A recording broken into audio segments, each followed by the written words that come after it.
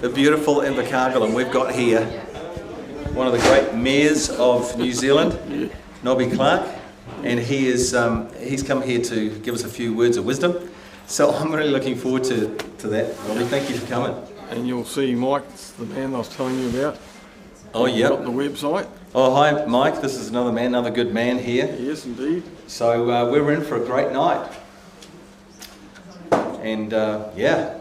So do you want to say anything, Nobby? I do. Go on then. So how much time have I got? You can take as long as you like, because you've actually got a bit more time because we're not starting for another 12 minutes. So we can just chat. Nobby, what do you say? Maybe I should just interview you. Yes. And say to you, you're going to speak into that, right? I'll do whatever you want. Okay, Nobby, how did you become interested in co-governance? That's fine. Oh, yeah. Probably through being on council last term. I was deputy mayor in Invercargill. What really upset me was the push by central government on 3 waters. That's where the co-governance really kicked in. Plus I was alerted early on in the piece about He Pua Pua, which is the strategic document for the next 20 years for central government around how they deal with iwi. Both of those just made me angry. Right, so it was really 3 waters, He Pua Pua, yep. Got you really going, yep. And then the influence of central government on local government. Yep, I've been opposed to 3 waters, which is the main discussion point, I guess, for iwi, about the 50-50 model that they're going to have for about 3 years now. Mm-hmm. I've been quite a lone voice, makes me very unpopular with some of my mayoral colleagues. Really interesting that many of them actually agree with me, but will not say so publicly. Why do you think that is? Why won't they agree with you publicly? They don't want to be like you and me. They don't want to be harassed and intimidated and bullied? Yep. I've been regularly called in recent times a white, elevated male with status that's biased and racist. And so that scares people off. Yeah, of course, this is one of the big strategies of the elite iwi coup is that they're using psychological warfare, and they think that if you call somebody a racist, then that's going to cause them to lie down and go away. Sure. And then they can push through unopposed with their agenda. Is that how you'd see it? That's my view of the world. But people say to me, are you anti-Maori? Well, I'm clearly not anti-Maori. What I'm anti is this left-wing woke government that allows Maori to have way more power than they should have. Right. So we're going to be looking into that, and I'm definitely not anti-Maori. I'm with you on that. I've got Maori who are friends, yep. And we have Maori probably in here tonight in this meeting. Let me have a look around because there we go. Welcome. We often have Maori in the meetings, but we're accused of not having any Maori in the meetings. And the only thing that disqualifies anybody from coming in here is if you're an activist. So it doesn't matter about the colour of your skin, whether you're Chinese or Samoan or Tongan or Filipino. If you want to disrupt the meeting, or you're a European or whoever you are, if you want to disrupt the meeting, you will not be allowed in. So we just say, just be respectful, and you're our friend. You can stay as long as you like. So we're not racist, and we definitely don't, bar anybody from coming, except if they're an activist. And we want to protect the right of people who've come to hear what's going to be said tonight. So there's a lot more people in there than out there, so we want to protect your right to listen. And that's a free speech issue. So what do you think of that? Well, I guess the other thing is, I know Mike's here somewhere, wherever he is. Yes, he's waving here. Unlike most of the media, who are dictated to by the government, mm-hmm. That $55 million Public Interest Journalism Fund. Correct. It dictates what the editors do and don't run with. I know that because I've tried to have some stories about co-governance into the mainstream media and they won't print. But Mike, unlike some of those, he'll just come along and tell the truth. And so that's, if we don't have a fair media, then we're heading down a pretty slippery slope as well. Yeah, well, I can tell you that I've been really targeted by the media. Sure. And virtually everything they say is untrue, and it's nearly always unbalanced. You know that? They only interview the activists, yep. And the people who are anti-me, yep.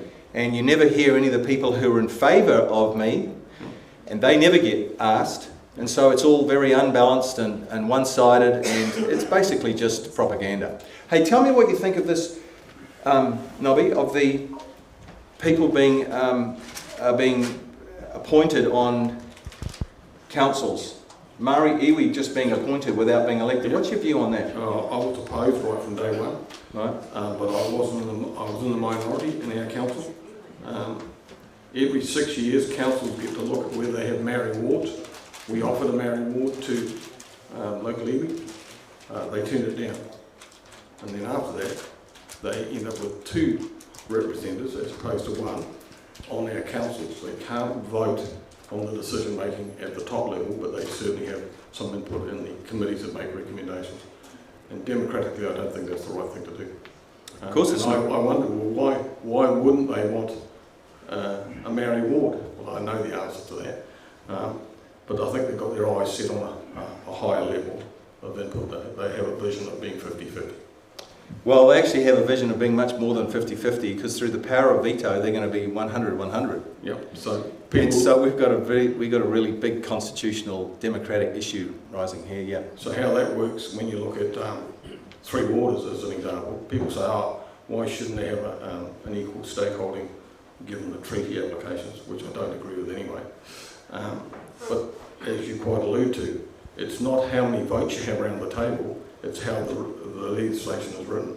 So the legislation on 3 waters says that to make any significant changes, you need 75%. So what that basically means is that half the votes will sit with the councils and the other half will sit with iwi. So at any stage, unless you can move some of those iwi votes, you go nowhere. So if iwi stick together with the voting, they could basically have the They can't get the 75% unless they get some of the council votes, but they can veto what all the councils collectively want. Right. They have matching votes. And what do you think of that? I think it's a load of the old proverbial. Yep. Would you like me to fill in on those words? No, well, look, the basic is, he's giving us a cut across the throat.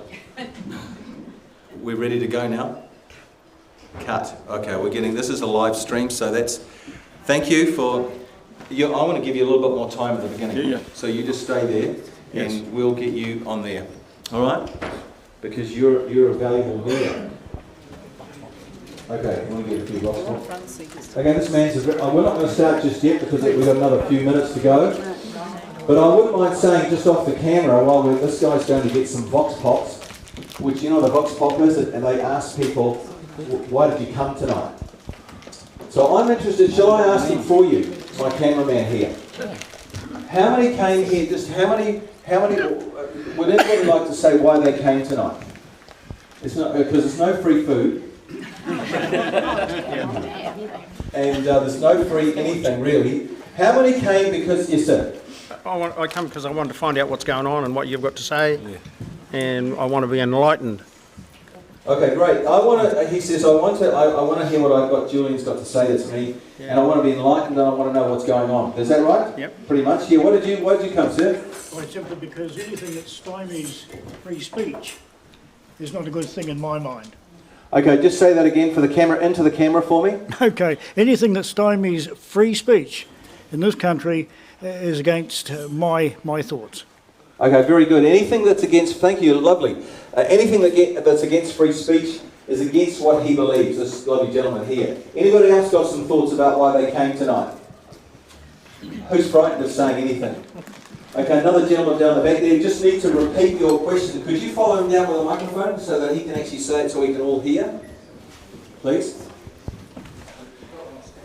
Okay, but we just want to make sure we can hear his question. I'm interested in why you came. It's interesting. Yeah, hold it. Just talk through it. Democracy, Julian. One person, one vote. All right. There's another point of view. He wants democracy, one person, one vote. All votes have got equal value. So Mr. Hipkins, the value of his vote is the same as the average Joe Blow on the street. We've all got the same power when it comes to voting. Is that good, yes or no? Okay, we need you to be really enthusiastic tonight. Some of you might find that skill. All right, well, who else came for another reason? Oh, this gentleman over here, yes, sir. Yeah, I've had a guts full of Maori language being shoved down our throats. It's been done such a way that would make Joseph Goebbels proud. And I was in an elevator in a government building the other day, and it had something like whaka waka waka waka whaka, big print, small print, lift. And that's the last straw for me. I've had a guts for it. Basically, yeah. Okay, how many others would agree with him that they don't like that the forced feeding of Maori? Okay, fair enough. This is a free speech country. You say what you like. How many have seen my Rowan Atkinson video on my website? Rowan Atkinson, the very humorous British comedian, and what he says. How many saw that? Well, Rowan Atkinson says free speech should be allowed everywhere, and the more we're offended, the better. That's what he says. So I kind of like that, because I feel like, you know, anybody can offend me with anything they say, and I just consider what they say, and if they offend me, well, that's my problem. Right? I just want to hear what everybody's got to say. Yes, madam, let's have a lady. Well, I came because you cannot believe anything that's in the paper or over the radio, so I want to hear it straight from your mouth. Okay, not the horse's mouth, that's good. So we are at the race course, but I like what she said. She said, I'm not the horse here at the race course. This lady says, I don't believe anything the media says. And you know what, she's quite right, because I'm going to show you some stuff tonight about the media and how they've been bought by the $55 million public interest journalism fund. But you know, there's a lot of people who are just sucked in by the media. They think everything the media says is kind of like the gospel. It's the truth. Well, it's very far from the truth, let me tell you that, because I have an event here like this, and then I put on an event, and then I read about what they say about it, and it's still like a different event completely. It doesn't bear any resemblance to reality of that event at all. So, makes me think, I wonder how many other stories they're lying about. How many years have they been lying? Yeah, and how many years, the lovely lady here says, how many years have they been lying to us? Yeah, well, this is all good. Forever. Okay, well, she's really sure. Okay, My problem is that they keep shutting down all the meetings. Okay, this man here... I don't think that's fair. Just say that again, Chris, for the... Well, they keep shutting down all the meetings. All the meetings we go to and have, councils and everyone else shuts them down, stops at the last minute, says it's our health and safety, and they close them down, so people can't have a chance to have a free speech. Very good. Okay, I think we've pretty much got enough. I just want to know one thing. I always do a little bit of a survey. That was very good. This guy's very good. This is Brian, by the way. How many people came here as a result of getting a book in their letterbox? Okay, how many came here as a result of word of mouth? Whoa, look at that. That's the vast majority. So that was from somebody who'd been to one of my meetings? Must be. How did you know it was happening? Who said that? Okay, so how many came through social media? Okay, that's about, well, I'd say a good third. Most of you have come through word of mouth. Social media, how many got a flyer in the letterbox? Okay, a few of you, that's good. How many heard Sean Plunkett on the radio? Okay, quite a few too, that's interesting. Okay, did you hear my interview with Sean Plunkett? Very good, sir. That was the one about the mayor, the nasty, awful mayor in Balclutha. Tonight we've got a beautiful mayor. Nobby, come over here. Tonight...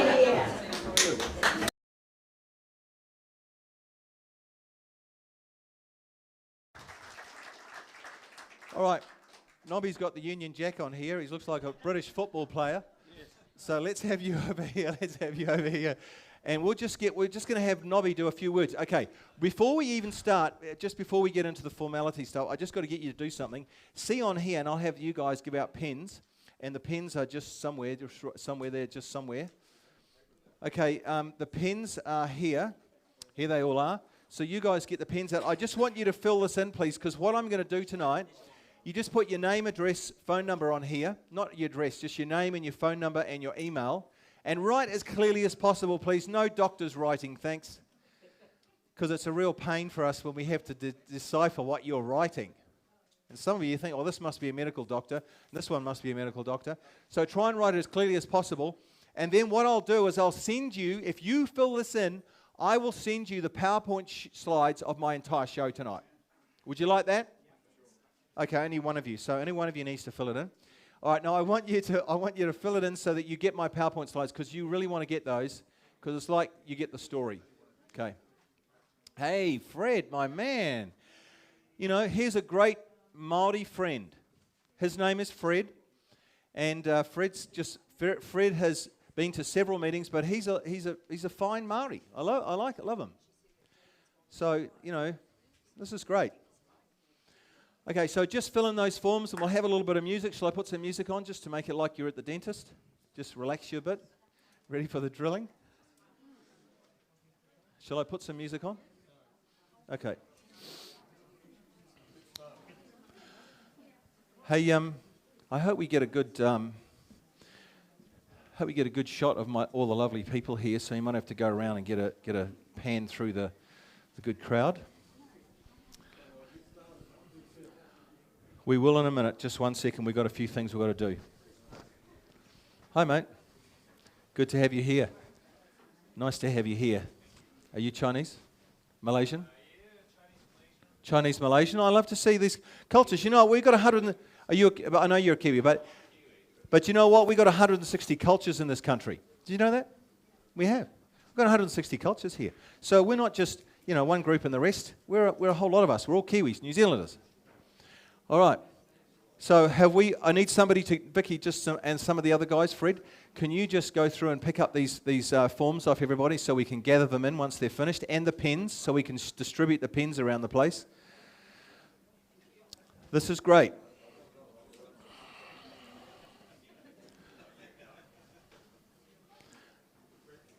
Okay, clicked in the forms. Phil, you can click in some forms, please. Start from the back. Just clicked in some forms and some pens, please, so we keep this rolling quickly. Just go from the back. Give Phil some pens. Yep. Yep. That's a good line for me to stay on. In here. Ooh, I want to get a bit closer to here, though, you see. Okay, too bad. Oh, anyway, we'll have to try, and I'll try that. But I don't like being far away from the people, because that's a good communication thing.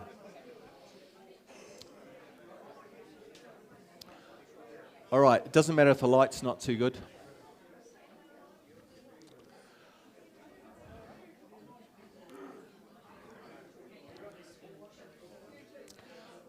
All right, have we got everything?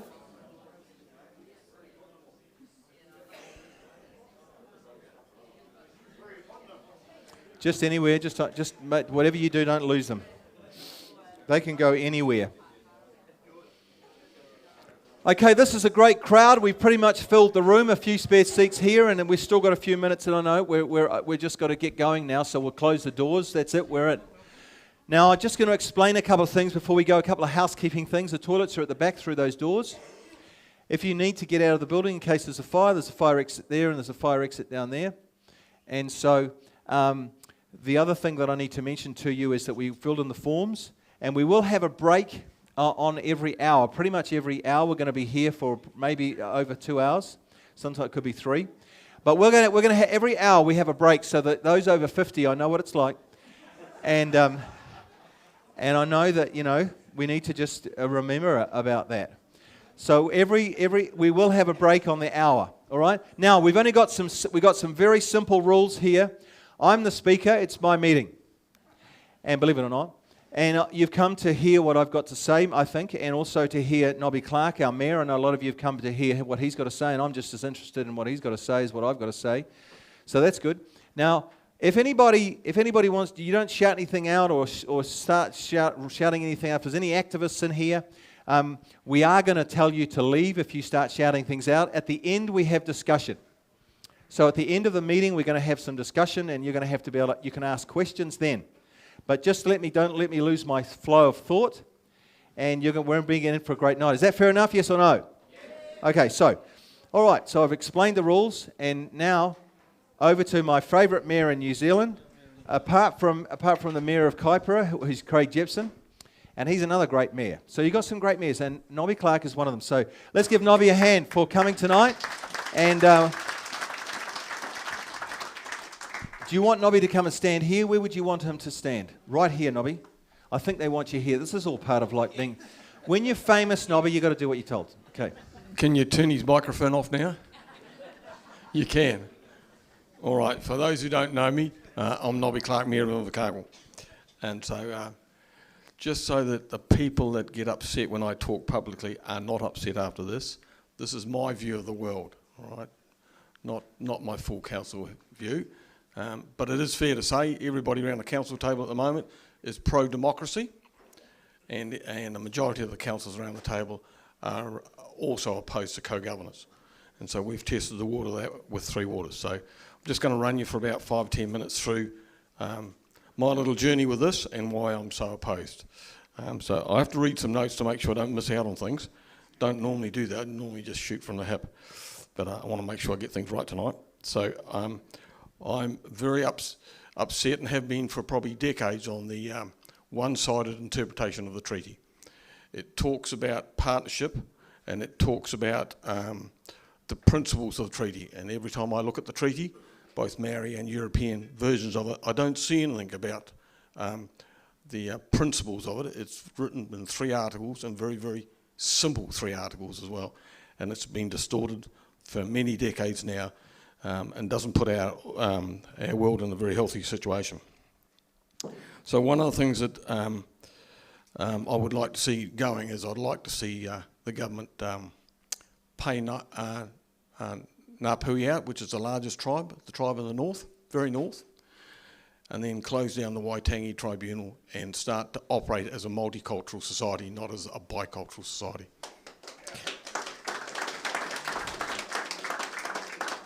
But one thing that undermines our democracy more than anything else is the current cancel culture, which is a new word that comes off online, cancel culturing.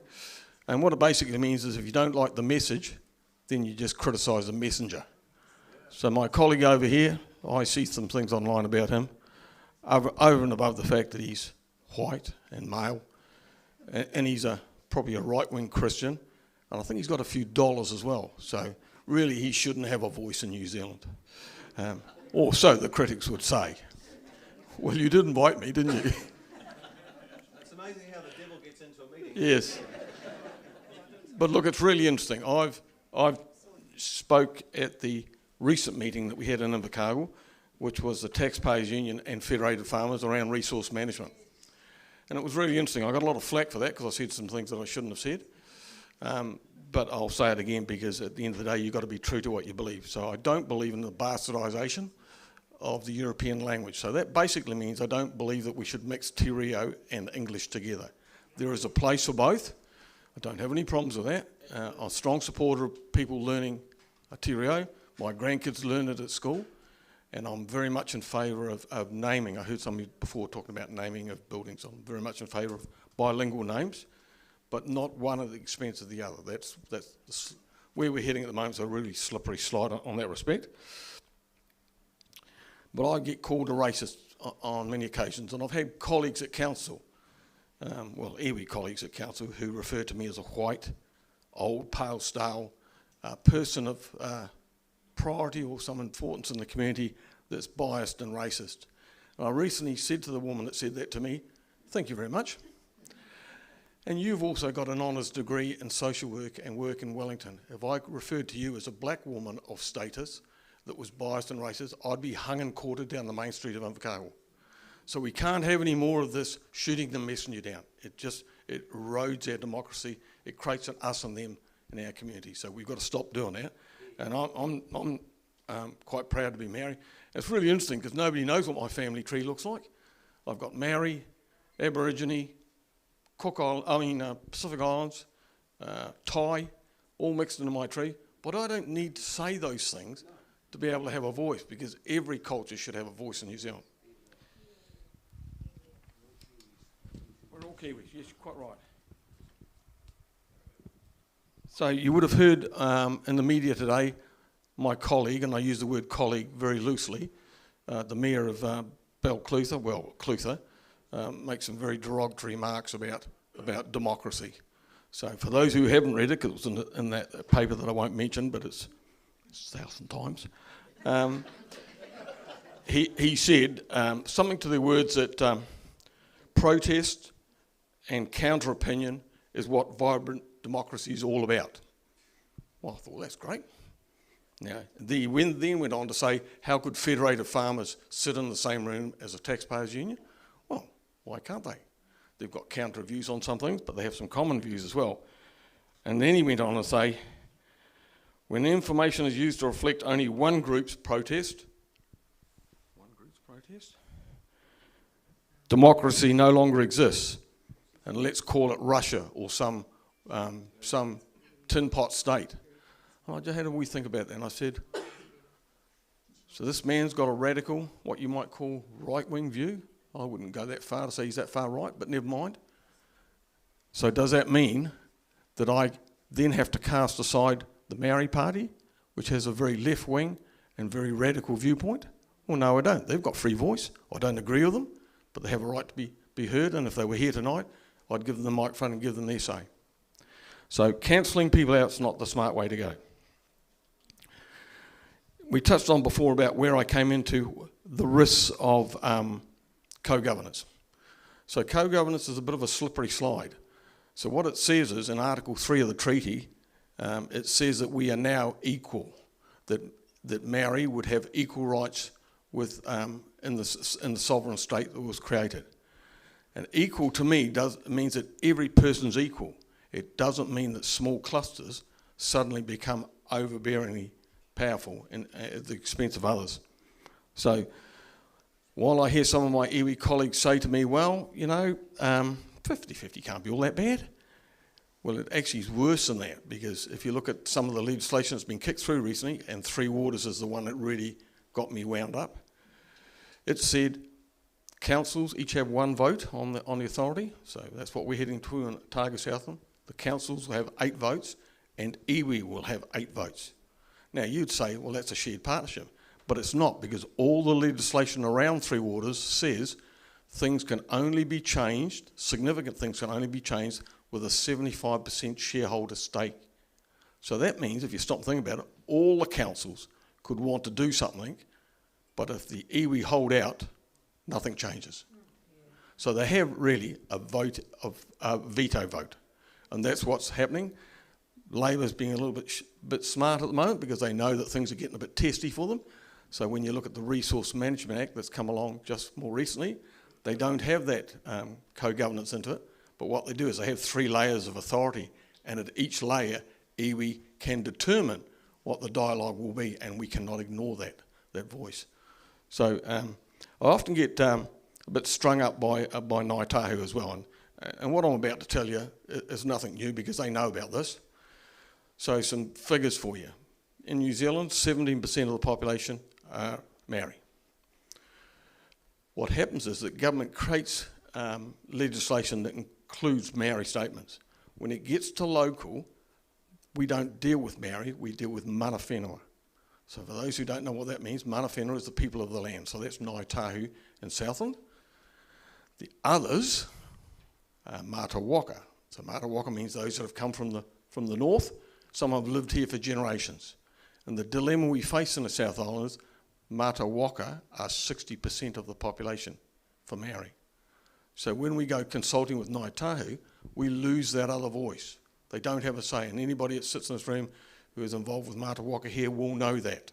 They don't get consulted on anything. So that's one of the things that I have going forward. While we have 2 mana whenua reps self-appointed onto our committees, I'm going to try and get a 3rd one in so that mata waka at least has a voice. And so when the government talks about dealing with iwi, they don't actually deal with iwi, they just deal with mana whenua. And that disenfranchises a majority of the Maori in the South Island. North Island's totally different. So that doesn't sit well with me for democracy. And it annoys me that as we go forward, this will get worse and worse and worse. And so I just want to make sure in my short time in politics, and the beauty is I can be a little bit outspoken, and people can hold me to account, because I'm only standing for one election, so 2 years and 3 months and about 7 or 8 days later, I'll be finished here, and when I'm finished, somebody else can have the reins. But in the interim, I will not be scared of anybody.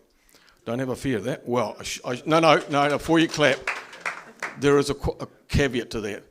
She's sitting over there, and I am scared of her. I am scared of her. So I'm very much opposed to the decay of democracy under Three Waters. So that's for, I guess, for three reasons. One is that population issue I talked about. I don't understand how in the South Island, Mana Whenua, which is Ngāi Tahu, has only 4.8% of the population and will have 50% of the stakeholding in all these government agencies. So I don't get that. And I don't like the fact that we lose them the Mana Whenua vote. And people say to me, well, you're racist, you're anti-Maori. Well, I am not anti-Maori in any shape and form. I've got Maori in my family tree. I'm very much into iwi partnership, which is what it used to be, which is you deal with people on a one-on-one basis. If I go to somebody like Michael Skerritt or Terry Nicholas or somebody like that are senior in the tribe, they don't look at me and sit down and say, well, we've got a 50% stakeholding, you've got a 50%. We just sit there as two people and talk about the things that are important. And so one of the things that I'm not skilled at is tihanga Māori, which means the protocol around maraes and at meetings. So I don't speak te reo by choice. I've had training, but I don't. But what I do is I do more of the, less of the speaking and more of the delivery. So a good example is the two things that face us in Southland more than anything else in the next 5 years is two things and two things only. A shortage of housing, that's major for us. Well, sorry, three things really. Lack of fresh water, because we have all our water coming out of the river. If that's ever compromised at Branksome, we've got 2 days of water. And the third thing is lack of renewable energy. So we've got a lot of big industries coming our way, as you will have heard me say, hydrogen plants, aquaculture down in Bluff, data banks, probably 2 of them. So these are major industries that need power, but we just don't have enough. So they're the things that face us, and not the things that we're squabbling over around with iwi. So very much in favour of doing things like that. My vision is before I die, and that may be sooner than I think, depending whether I get home safe tonight, is that I'd like to think that we work towards having a multicultural society with a bicultural take on it. So I don't want to undermine the treaty. The treaty has been distorted all over the place, and if you ever want to really get a good eyes up, you read the book called Twisting the Treaty. It's an interesting book written by about a dozen professors in New Zealand, and I'm probably stealing his thunder by telling you this. Oh, so it's an interesting book to read. It tells you the truth about the treaties and the way it's been dealt with in the last 100 years or so. And I gave that to an iwi leader about 3 years ago, and I said, look, can you read this and tell me whether this is a lot of right-wing rubbish coming from a Pākehā perspective? And he read it and came back to me and said, historically, it's absolutely correct. So the treaties were written very, very simply to make sure that everybody had an equal footing once they all joined up, or once they signed up. And Hobson's final words to each of the chiefs when he signed the treaty was, we are now one people. Well, I wouldn't get a hand up in this room to think that we are now one people. Jesus, my person I fear the most is tapping the watch. He said I've got quarter an hour.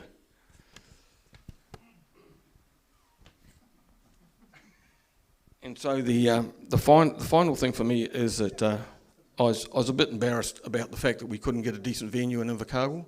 It seems to me that everybody's prepared to tag these guys, and I don't know how radical they are and what their message is, but the principle is you should have a right to say what you want to say and not be fearful of that. The fact that they couldn't get a venue around town, well actually they had 3 or 4 venues, and every time they got scuttled by people coming in the back door saying, you know, these guys are racist, they're anti-Māori, you shouldn't be entertaining them. Well, you know, we've got Māori Party and others that pronounce things that aren't all that good either. But we still let them have a voice, and I would still open up any venue for anybody that wants to. There's probably a few extreme groups you wouldn't want to go to.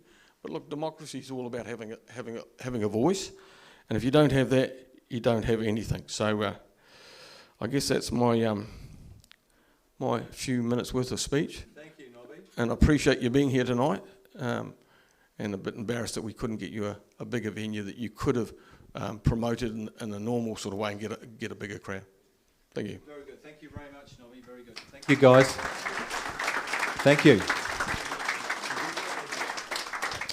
Okay, we'll just give that back to you guys. Well, that was interesting. Thank you, Nobby. I learnt some things there. You know what? I'm not right-wing. I'm not even left-wing. You know what I am? I'm just a guy that tells the truth. I don't belong to any political party as such. I'm not batting for any political party tonight.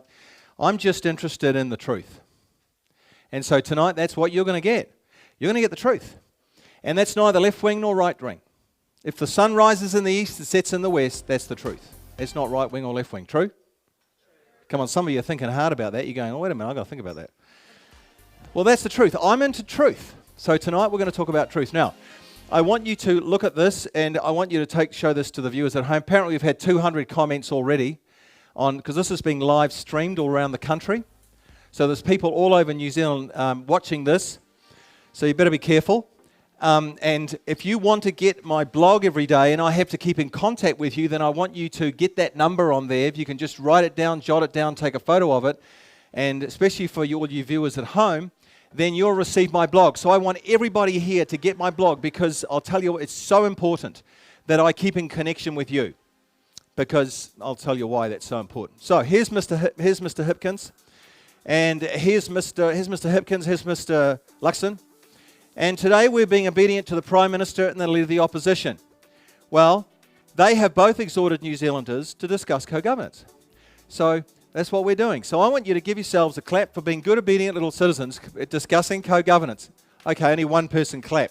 I want you to give yourselves a clap for being good, obedient citizens, obedient to your leadership. Thank you very much. Another two. All right. So let's hear what Mr. Hipkins has to say, and then I'll make a comment or two about what he's going to say. So we got the sound right, you boys?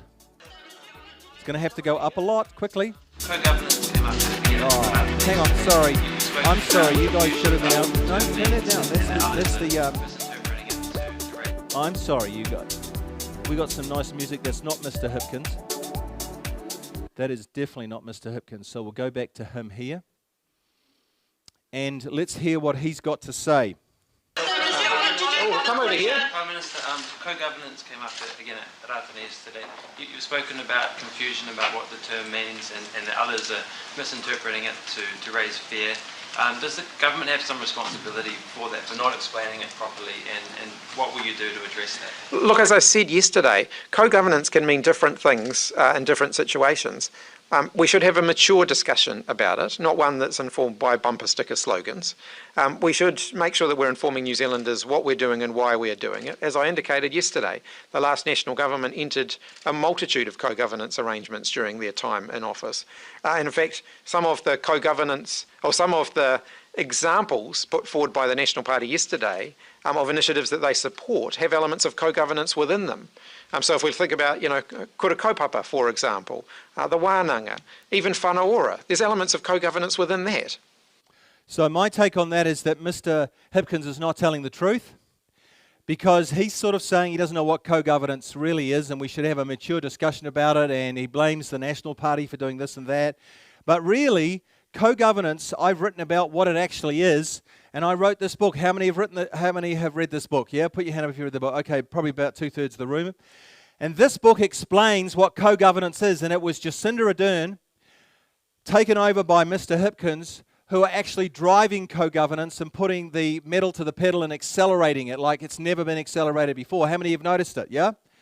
Yeah, okay. Now, if he came out and said what co-governance really was and was honest, there'd be a national uprising, because co-governance is the iwi, the elite iwi takeover of New Zealand. And if he came out and told the truth, there'd be a national uprising, there would be chaos. So I don't believe he's telling the truth, and we need to pull him up for that.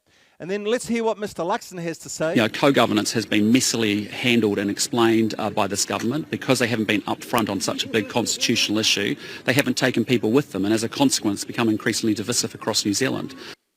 What do you mean by the conversation has been immature around co-governance? Well, it has been. It's been immature and divisive because essentially the Prime Minister hasn't come forward, spent her huge political capital making the case to the New Zealand people and taking them with her on it, and then having a decent debate and discussion about it. We've been calling for a decent discussion about it. Okay, I have a real problem with Mr. Luxon as well. So both our sort of the leader of the opposition, leader of the government, Mr. Luxon sort of says that co-governance is okay if it was explained properly. That's kind of what he was saying. Is that true, yes or no? Like, if you, the reason Jacinda Ardern hasn't done well with co-governance is she hasn't explained it properly. Well, you know what? No matter how well you explain cancer, it's not going to make it better. If you've got cancer, it doesn't matter how well you explain it, you're going to get rid of cancer and the thing that's destroying you or not, yes or no? No, you're not. So Mr. Luxon sort of says it's just a matter of communication. No, it's not. It's fundamentally wrong. And we're going to say no to co-governance. And tonight I'm going to show you why we're saying no, and it's going to be very clear. So I mentioned this word a lot, and I've been criticised for using this word. It's the word war. And people have said to me, you should use a softer word like conflict, or we've got some people who disagree about things. And I say, no. I've thought a lot about this. That's an English word, and it has a meaning.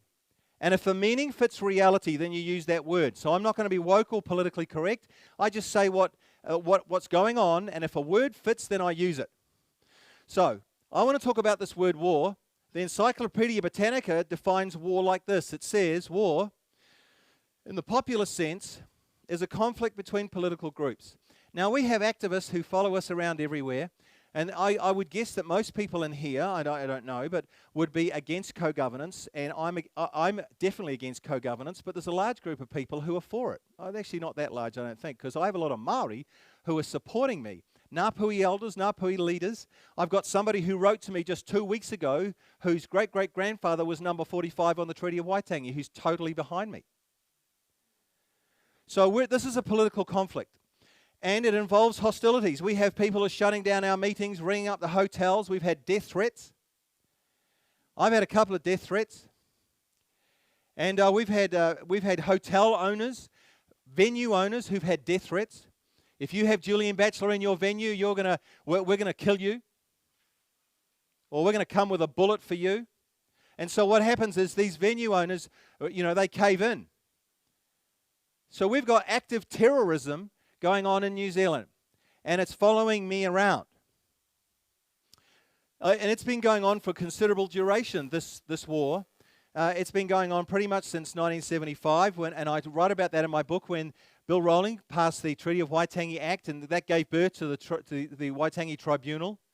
And then corruption came in, and that's why I've got mobilised, and I'll tell you about the detail of that a bit later.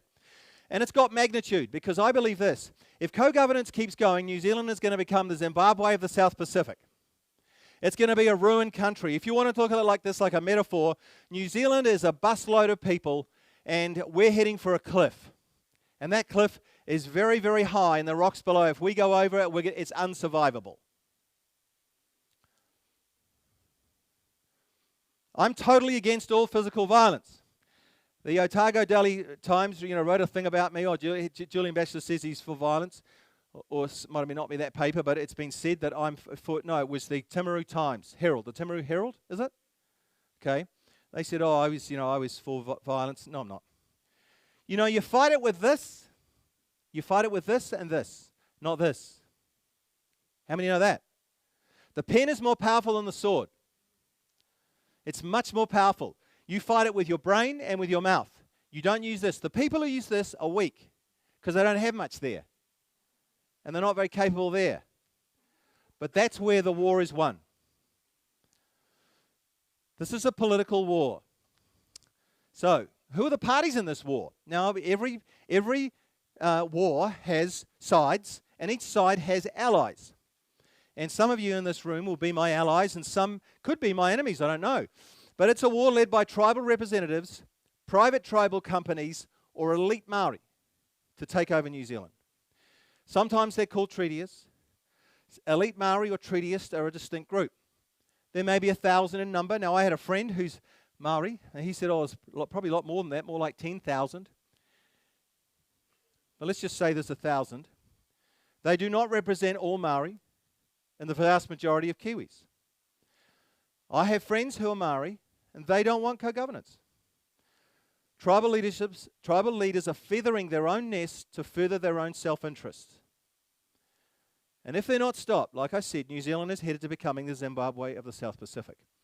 Now, who else is helping elite Maori in this war? Well, definitely, it's the media. Like when Germany was fighting the Second World War, who was its allies? They had Japan and they had Italy. Britain had France, America, so on. And so there were some allies. And elite Maori in New Zealand have got hold of the media. And I want to tell you how they did it. This is the $55 million Public Interest Journalism Fund. How many heard of that? Okay. Now what happened was when COVID hit New Zealand, media outlets struggled. And they had ongoings because business basically stopped. They had ongoings like power, leases, wages and so on. And so their debt level rose. And by the time COVID finished, a lot of them were ready to fall over financially. And so the government came up with this evil scheme. I call it evil. It's not a Christian thing. It's just evil. They came up with an evil scheme, a dark scheme, a wrong scheme, a corrupt scheme, and they said that we can capture the media through the disadvantage of what's been caused by COVID. So they really played on a situation to turn it to their advantage. And what they said is, okay, media agencies, if you want to get out of debt, we'll provide some money for you. We can give you some money. And so people like the New Zealand Herald took $1 million and other agencies. And as far as I know, the only agencies who didn't take it were RCR Radio. It didn't exist then, but then you had Sean Plunkett and the Platform. They were given a contract to sign, and Sean looked at it and said, no way are we signing this. We're not going to be under the spell of this thing. I think it's the West Coast Times is another newspaper, but most media agencies in New Zealand have come under this framework. This is the Titiriti framework for news media. These are the actual words from page 3 of the contract media outlets must sign if they want money. The Public Interest Journalism Fund must achieve all of these things. This is what it says.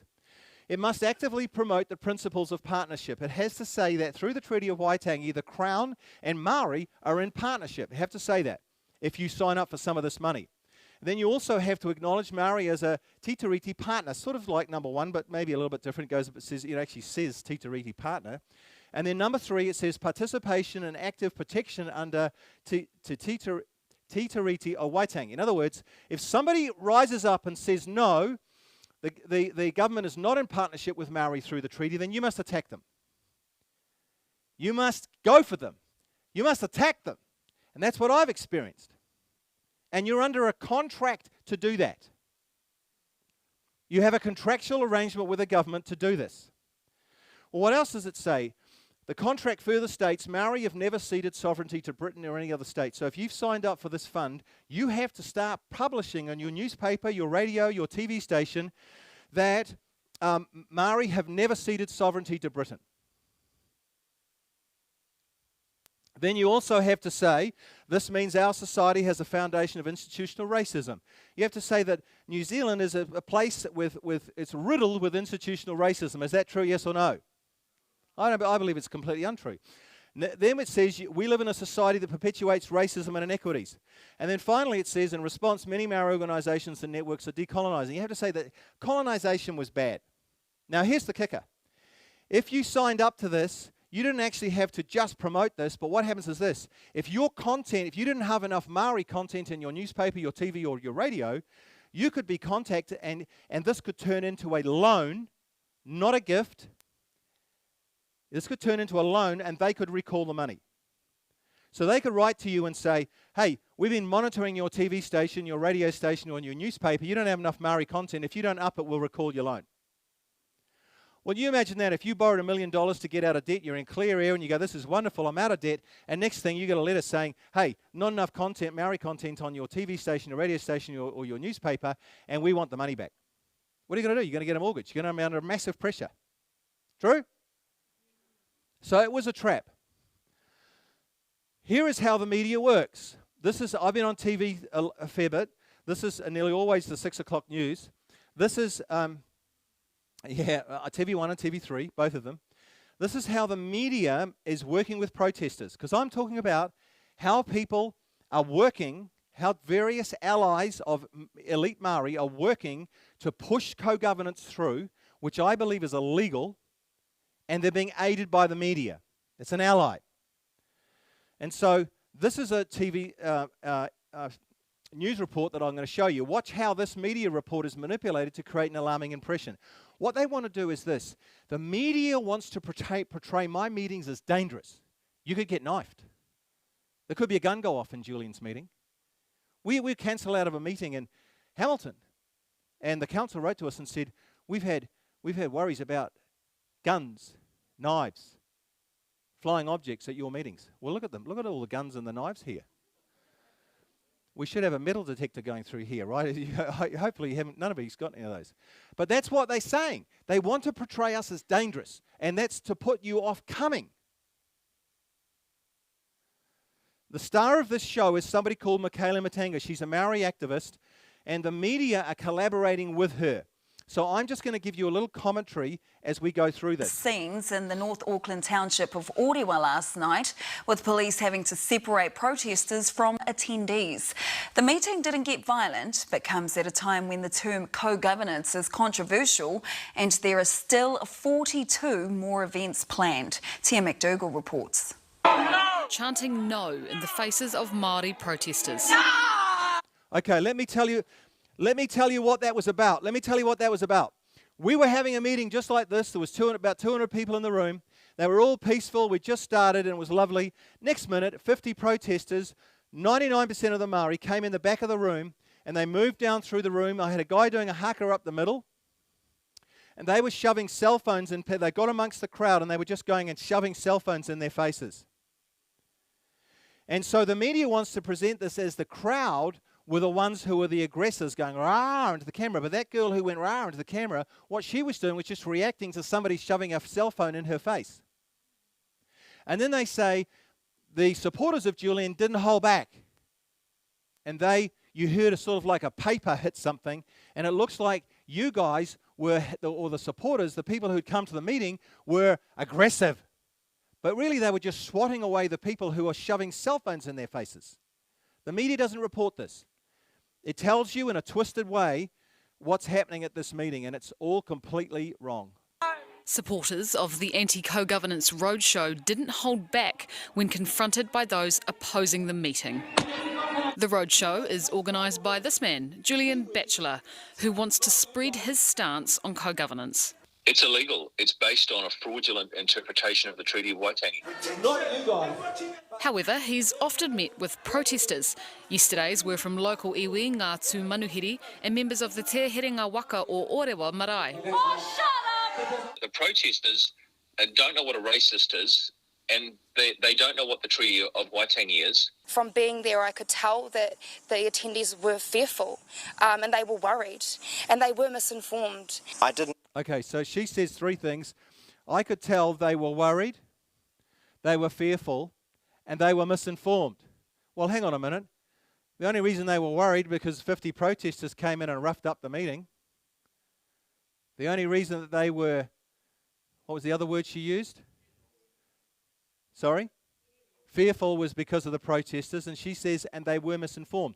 Well, we actually had a secret camera in that meeting, and we were filming this lady. This one here, who's the butter wouldn't melt in your mouth activist. And you know what she was doing? You know how we have a book on every seat? She was going around the seats, and she was picking up the books and ripping them up and throwing them in the air. She was vandalizing all our books. She wasn't listening to a word I said. She wouldn't know whether the people were being misinformed. She was too busy vandalizing stuff. So I'm going to show you that in a minute. But anyway, let's see how they keep making a false report here. Expect it to be what it was. There was about 20 to 30 police officers there. Authorities kept the peace, but insults were still exchanged. He said, what was it? Horrible. You're horrible. And then he followed up by saying, and you probably stink as well. Okay. How would you describe the behaviour? Okay, so what they did is TV3 got that footage from an activist's cell phone, and they thought, how do we portray Julian as being supportive of bad behaviour? So what they did is they got the footage of a guy saying you're horrible and you probably stink as well, and then they said, Julian, without me seeing that footage, they say, Julian, what did you think of your supporters? And I say, oh, they were great, which makes me look like I'm the guy who's endorsing bad behaviour. So this was all stitched together. You would never know this unless you knew all the background. Of some of your supporters.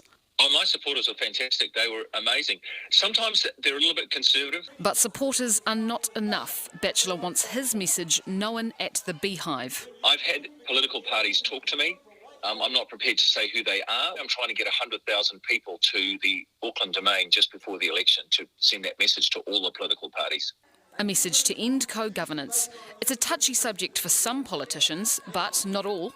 We've been really clear that actually not just co-governance, but tino rangatiratanga for Māori and iwi and hapu is of benefit to all of us as a founding kaupapa of this country. For now, there are 42 more events planned on the roadshow. Supporters, protesters and police likely preparing to be at all of them. Tia McDougall, News Hub. Okay, so what they say is this, 42 events, more. And there's going to be police and protesters at all of them. And all the nice people go, oh, I don't want to be part of that. That sounds bad. I want to stay away from all that. And of course, we've got a great crowd tonight. So you guys have resisted. Congratulations. You've resisted the media fiction. And you got here. Well, now I'm going to show you. I'll turn the sound off here at my end, you guys. I'm just going to show you the footage of this girl. And here she is. And what she was really up to in the meeting caught on our secret camera. This is pretty eye-opening. Okay, so here's me in the meeting. Here, look, this is Orewa. And this is her. She comes in here. She's looking for books. And you see what she's doing? She's ripping them up. Wait, watch. Watch the hand movements. There we go. Rip on the floor. On the floor. Then this guy comes along. He's the guy that says you're horrible and you probably stink as well. Now, they didn't show him, did they? But he's the guy, actually the good guy, trying to stop her vandalizing our materials. Now, over here, just out of shot, is a policeman. He's just watching. He does nothing. She's actively vandalizing our stuff. So watch how this finishes. Look. There's a little bit of a tussle. He goes to sit down. She says, bugger off, I want to get these books and rip them all up. There's the policeman. She goes back. Look, she goes back there right in front of the cop. She takes our book. That's my book. You can see it's my book. There you go. Now, what do you think of that? There you go. We actually caught all that, and that's what the media is doing. That's what the police are doing. Police didn't do anything to stop her. They're going like, it's okay. This is the Stop Co-Governance meeting. You just rip it all up. We had a pile of stuff like, as big as a car of rubbish that came out of that meeting because they were all ripping up all the books and just come in like a big locust and wrecked the meeting. Those meetings cost us about $3,500. These 2 nights, you know how much they're going to cost us? About $2,000.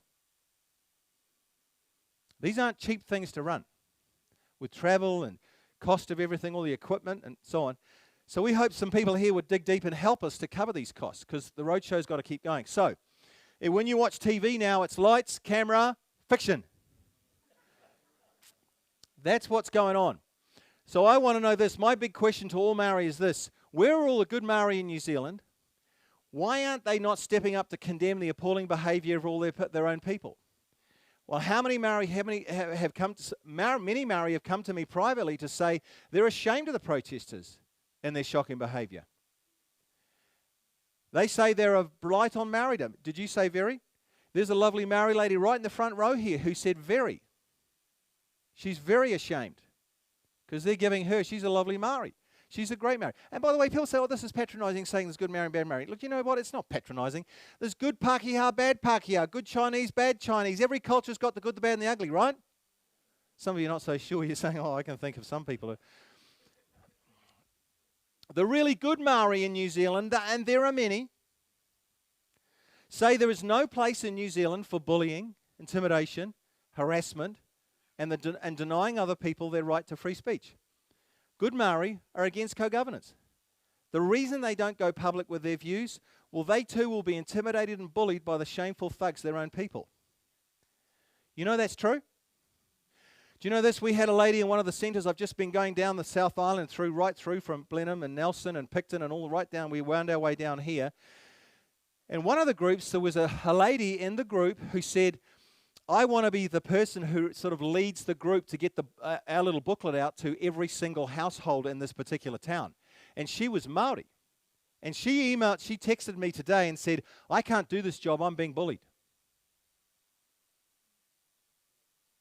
She's being bullied. She said, for my family's sake, I've got to stop this. I have to withdraw from helping you. See how it works? This is wrong. This is really wrong. But I say this, welcome to co-governance and tikanga. If those people love free speech, they'd let her do that because we live in a free country, true? You don't go bullying and intimidating people who disagree with you. Is that true, yes or no? You don't do that. Who else is helping in this war? Well, we've got the media, then we've got history-ignorant politicians. Between 1975 and now, there's been politicians on both sides of the House, blue and red and every other colour, who have really stuffed it up, who've done wrong things and bad things. It started with Bill Rowling, then you went through to Geoffrey Palmer, and then David Lange, and then John Key, and the worst of all was Chris Finlayson. Helen Clark, she was in there. Helen wasn't so bad. She wanted to stop the Seabed and Foreshore Act and said the beaches and all the oceans belong to everybody, so I give her a little bit of a kiss for that. She was right. But it's been history-ignorant politics. Here's one. Look at this guy. I'm sorry, I usually provide a sick bag under your seat like an aeroplane. And when you see some of these characters, I want you to get your bag out and just fill it and then just put it in your seat and just watch, okay? But I haven't got them today because this is Invercargill. But from the perspective of ratepayers, do you accept this model is not strictly a one-person, one-vote model? Yes. The proportion of mana whenua is higher than the proportion of the population.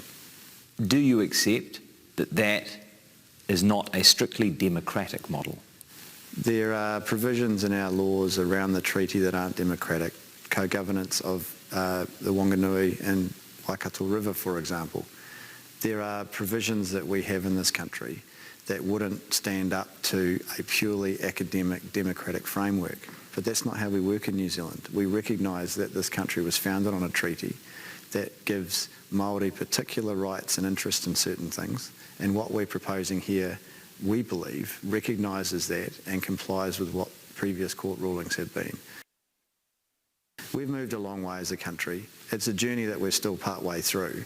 But recognising that the democratic system of this country was based on a promise, on a contract, I think that it's on the Crown to observe those obligations and commitments that it made. Okay, now he sounds quite confident. He sounds pretty like he knows what he's talking about. He doesn't, you know, his facial expressions and he sounds quite good. But actually, he's a massive liar. And he's making unbelievable false statements about the treaty.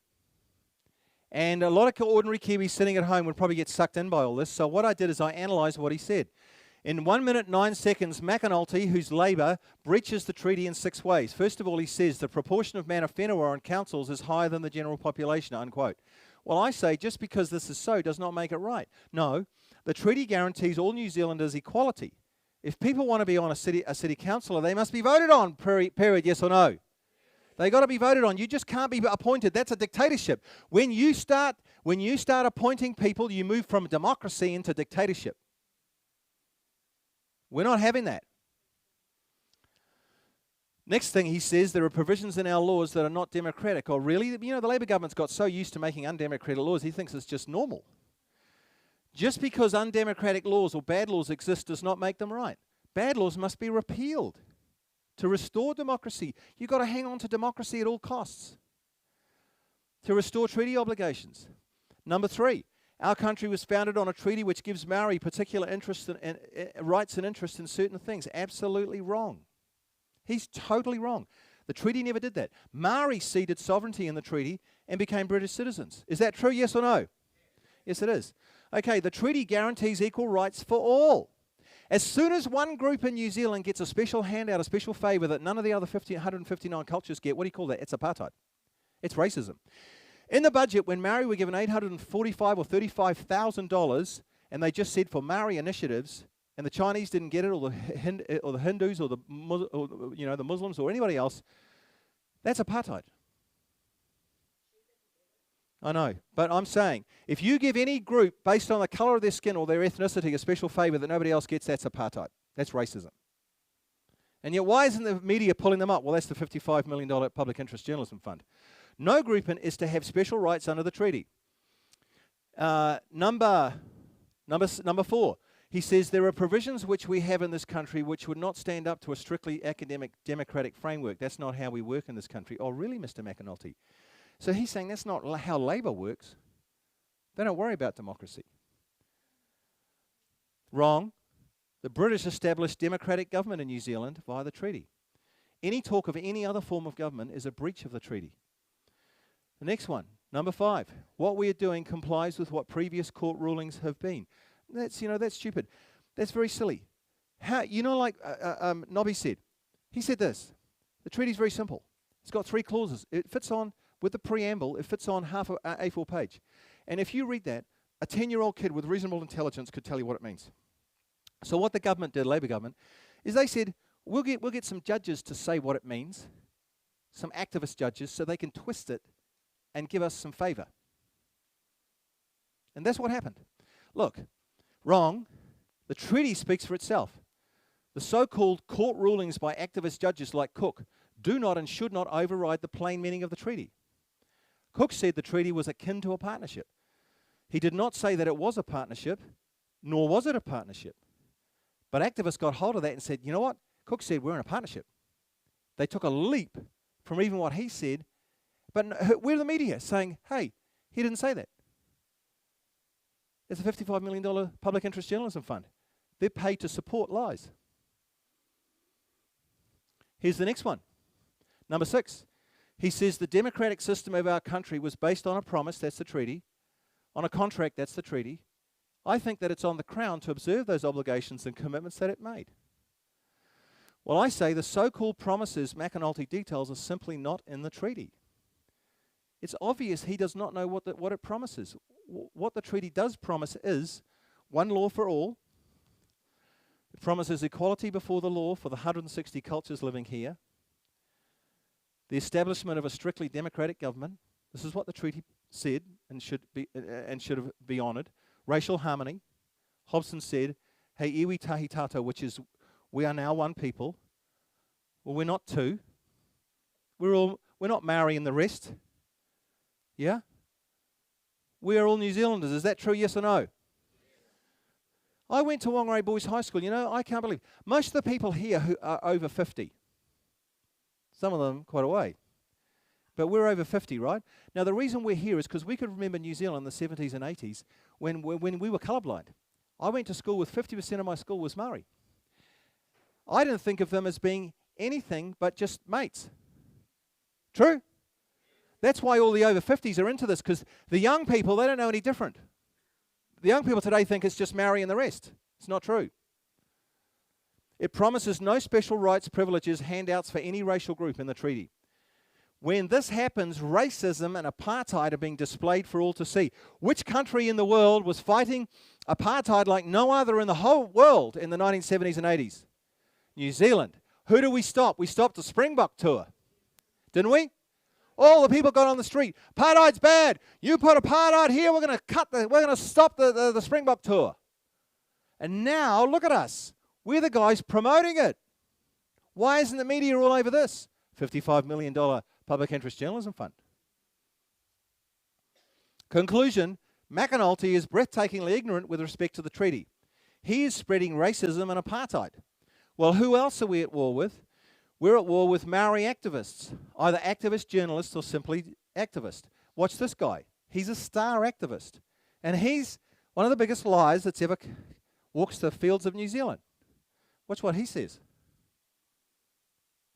Is racism. I have to say this. If you read Article 3 of the treaty in Te Reo Māori, Ngā tikanga reo tikitahi, she then mistranslates. It says that everyone has equal rights and duties under the law. Relying on the public not speaking Te Reo Māori, treaty denialists often pretend that Article 3 erases Māori rights. The document itself is very clear. Article 1. Māori give the Crown the right to govern British settlers. At this time, there were 80,000 self-governing Māori and 2,000 settlers with no government. Article 2 affirms that Māori retain their sovereignty and Māori agree to only sell land to the Crown. In return, the Crown agrees in Article 3 to give Māori the same rights as British subjects. Māori and the British both govern themselves under the protection of the Queen.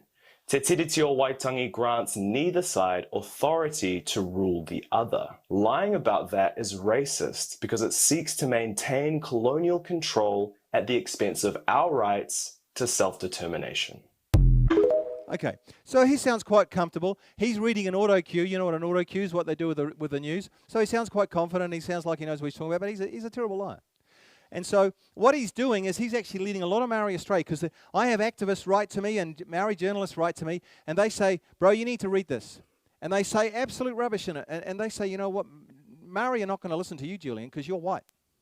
But they'll listen to Maori. Now, if they listen to him, they're going to be led completely astray. Do you know what?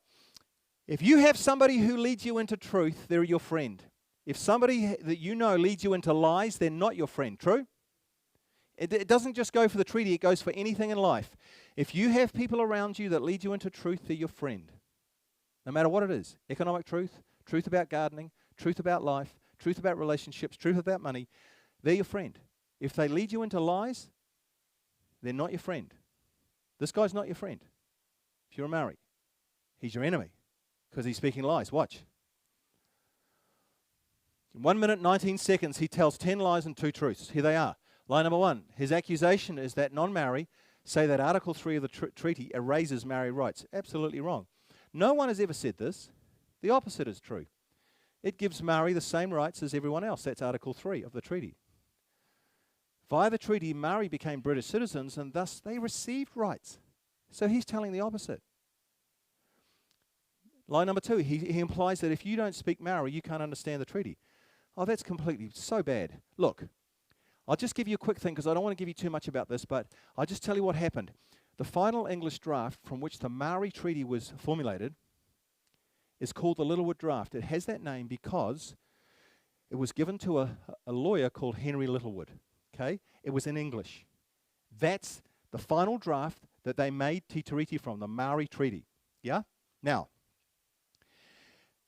those two, English, Maori, they're a mirror image of each other. You don't need to know Maori to understand the treaty. You just read the Littlewood Draft. And if you read my book, I've put the Littlewood Draft in here for you. So if you can read this, you understand the Maori perfectly. Some of you are not very excited about that, but I tell you, I am very excited about that because you don't need to know Maori. So he's lying about that. He wants to make it sort of like, you know, you've got to be a Maori before you can understand it. That's not true. No, not true again. Just read the English Littlewood Draft. Line number 3. Maori gave the Crown the right to govern British settlers. Oh, really? Come on. The Queen was the greatest ruler in the world. She had the greatest empire in the world. And all historians, she was bigger than America is now in terms of superpowers. By 1900, 1/5 of the world was under the control of the British. And historians describe Maori, when the settlers arrived here, as a primitive Stone Age tribal group. And you're talking about a little group, Stone Age tribal group, telling the greatest ruler in the world what to do. That's like Vanuatu telling the United States what to do. It's simply stupid. But he says it's true. No, wrong. Maori ceded sovereignty. Number 4, there were 80,000 self-governing Maori in New Zealand in 1840. Completely untrue. No, Maori were self-annihilating, cannibalism, slavery, and infanticide were rife.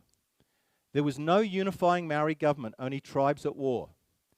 It was Maori who came to the British wanting a treaty to save them from themselves and the French. Between 1800 and 1840, watch this, stay with me. Between 1800 and 1840, the Maori population went down from 150,000 to 70,000. This was Maori killing Maori. They were self-annihilating.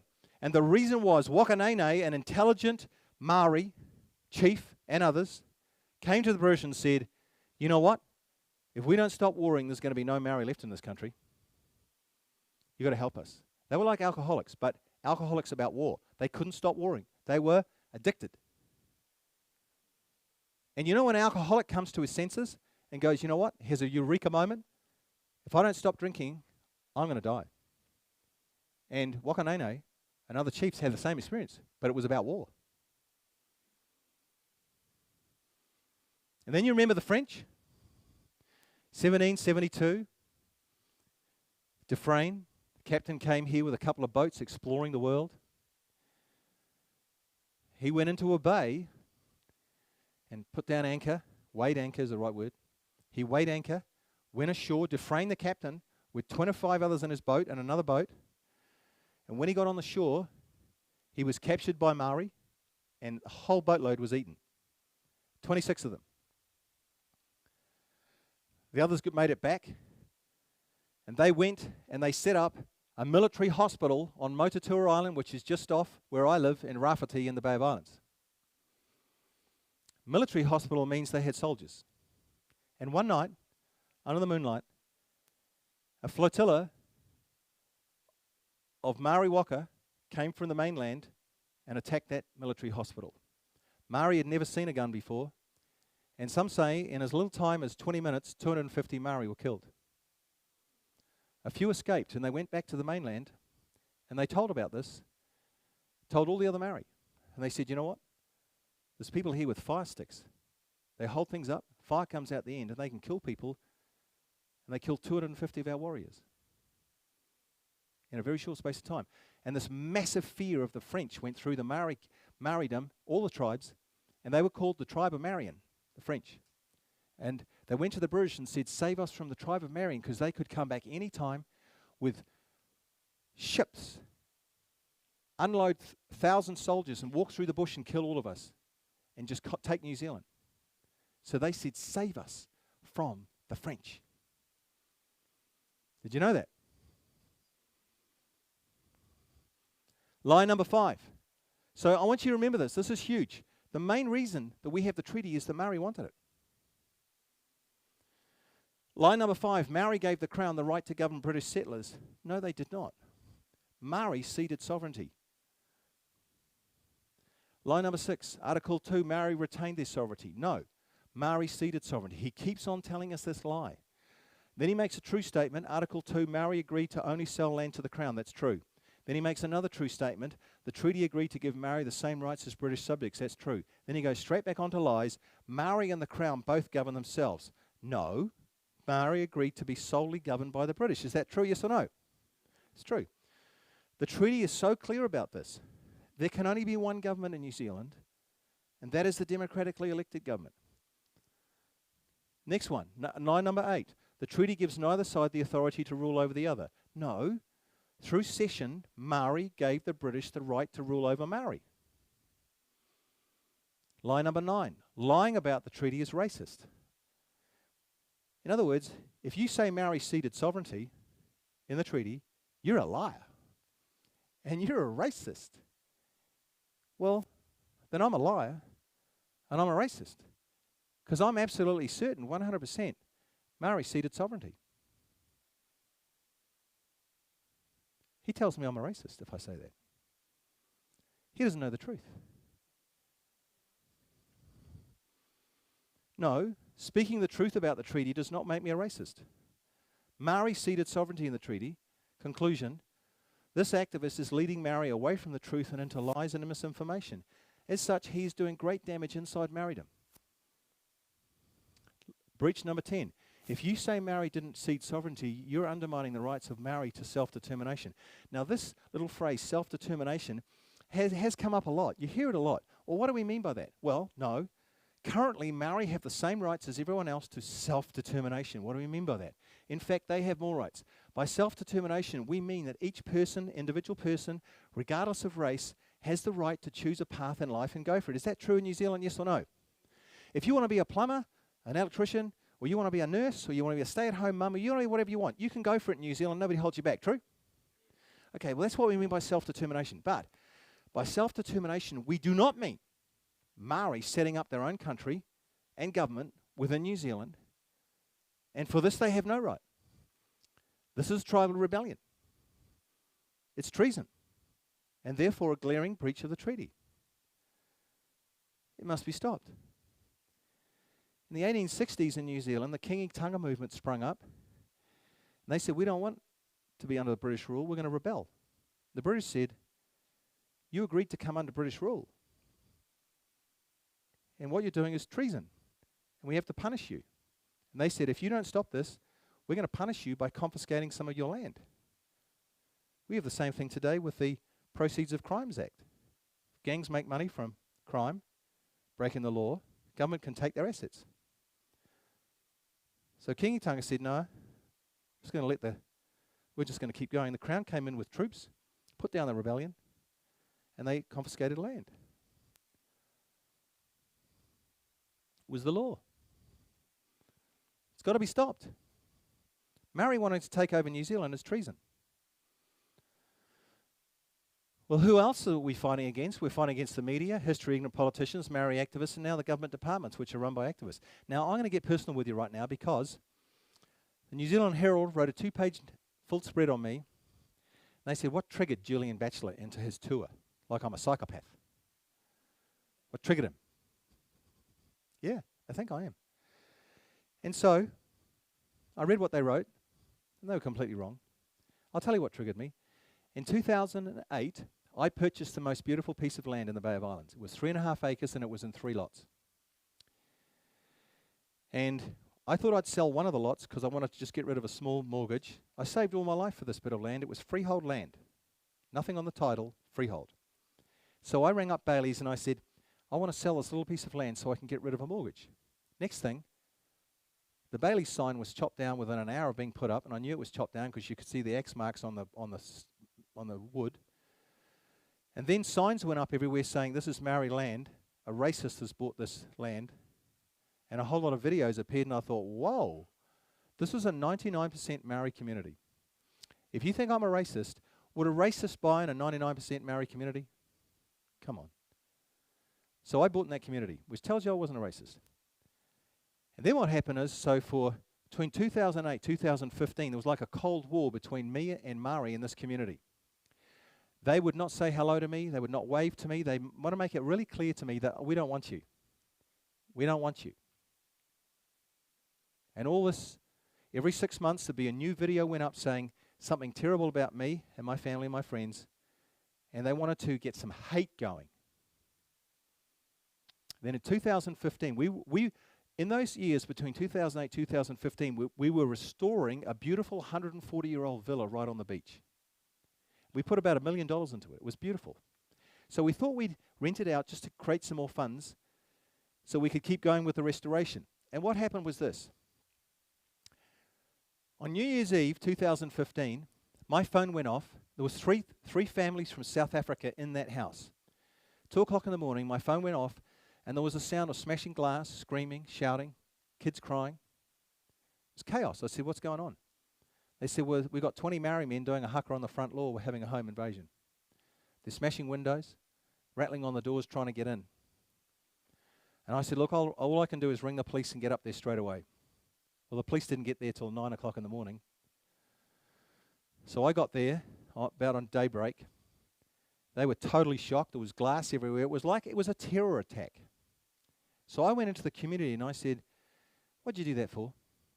And they said, oh, your land's stolen from us. And I said, why don't you just come and talk to me?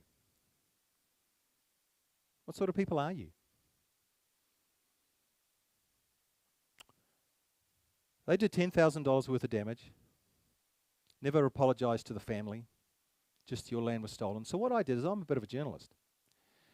And I went and researched the history of that land. You know what I found out? I got all the source. I wrote a 200-page book. And I had Paul Moon, the professor of history, peer review it so that it was accurate. He said it's a fine piece of research. He wrote the foreword to it. What happened was in 1937, a school teacher who'd been working in that community for 17 years, he'd become the father of the community. He was the vet, the postmaster, the school teacher, the counsellor, the sports master, he was everything.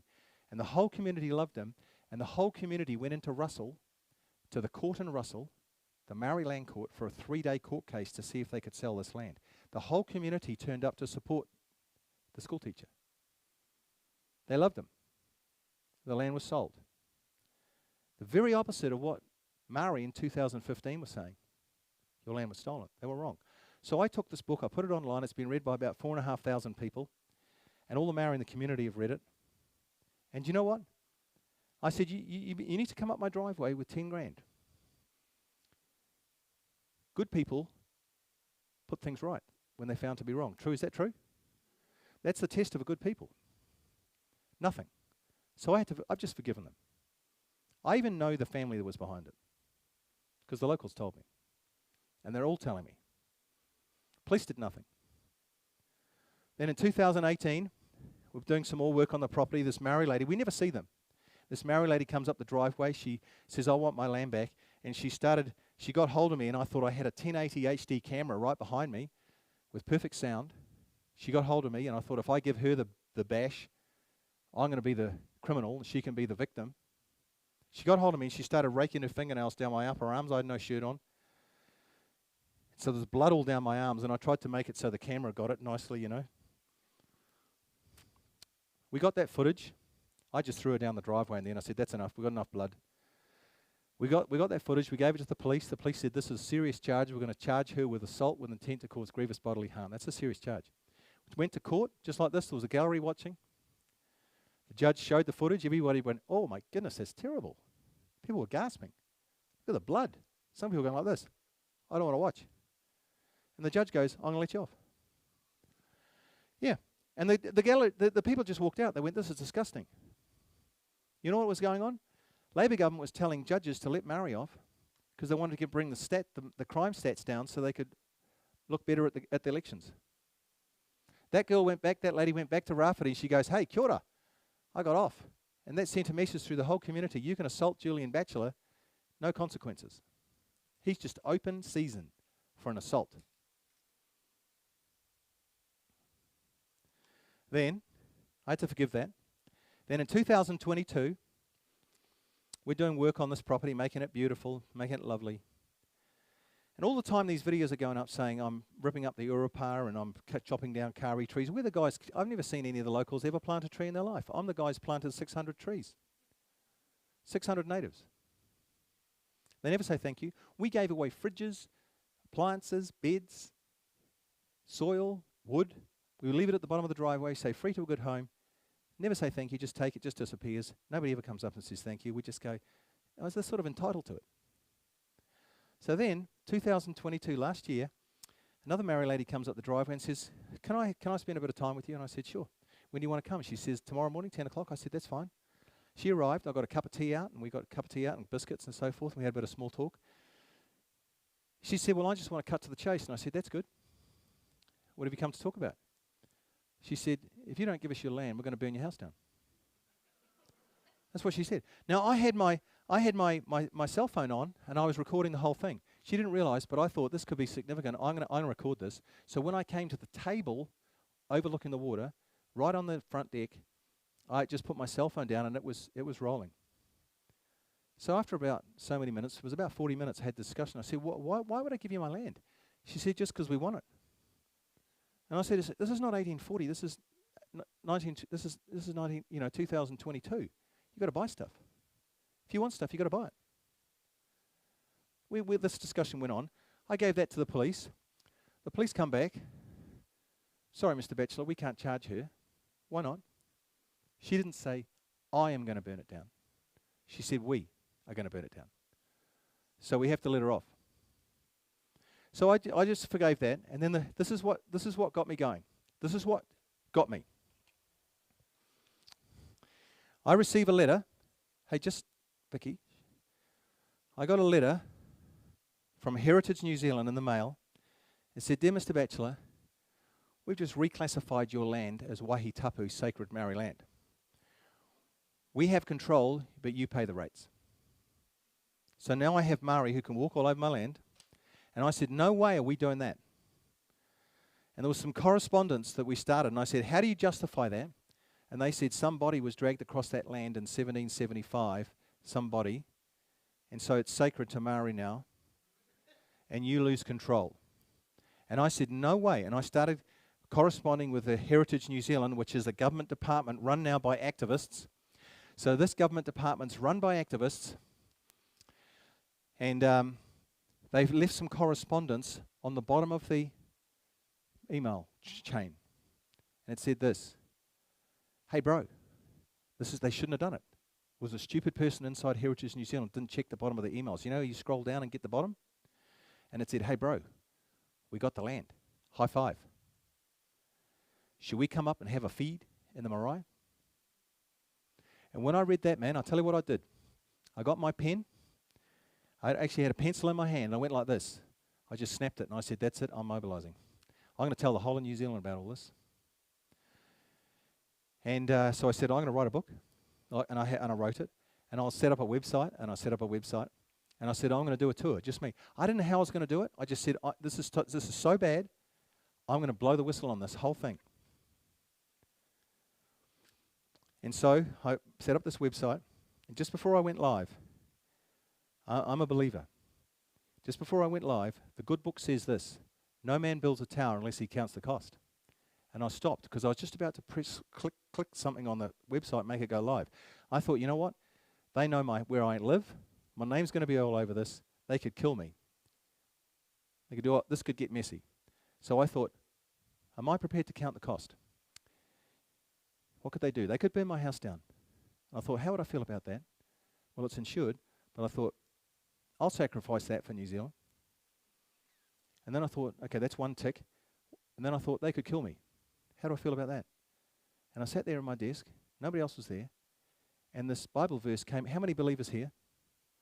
This Bible verse came into my mind. Don't fear him who can kill the body, fear him who can kill both body and soul in hell. And I thought, that's the big guy talking to me. Go live. And I went click, and I made the website live. And do you know what? All this fear just left me. They got nothing on me. You can kill me. You can burn my house down. It doesn't bother me. I'm in the big guy's hands. Personally, I believe you touch me. You know that book I wrote? In 2015, we put up a retaining wall on that property, and about 20 Maori came one day and they protested outside my property, 2015. Somebody took a photo of that. One of the locals read the book, and he came up the driveway and he looked really worried. And he said, Julian, you know this photo? I said, yeah. He opened the book, and he said, half the people in this photo are dead. The other half are so sick they can't even get out of bed. He said, your place is tapu. I've been right through New Zealand, nobody's touched me. Nobody's touched the car.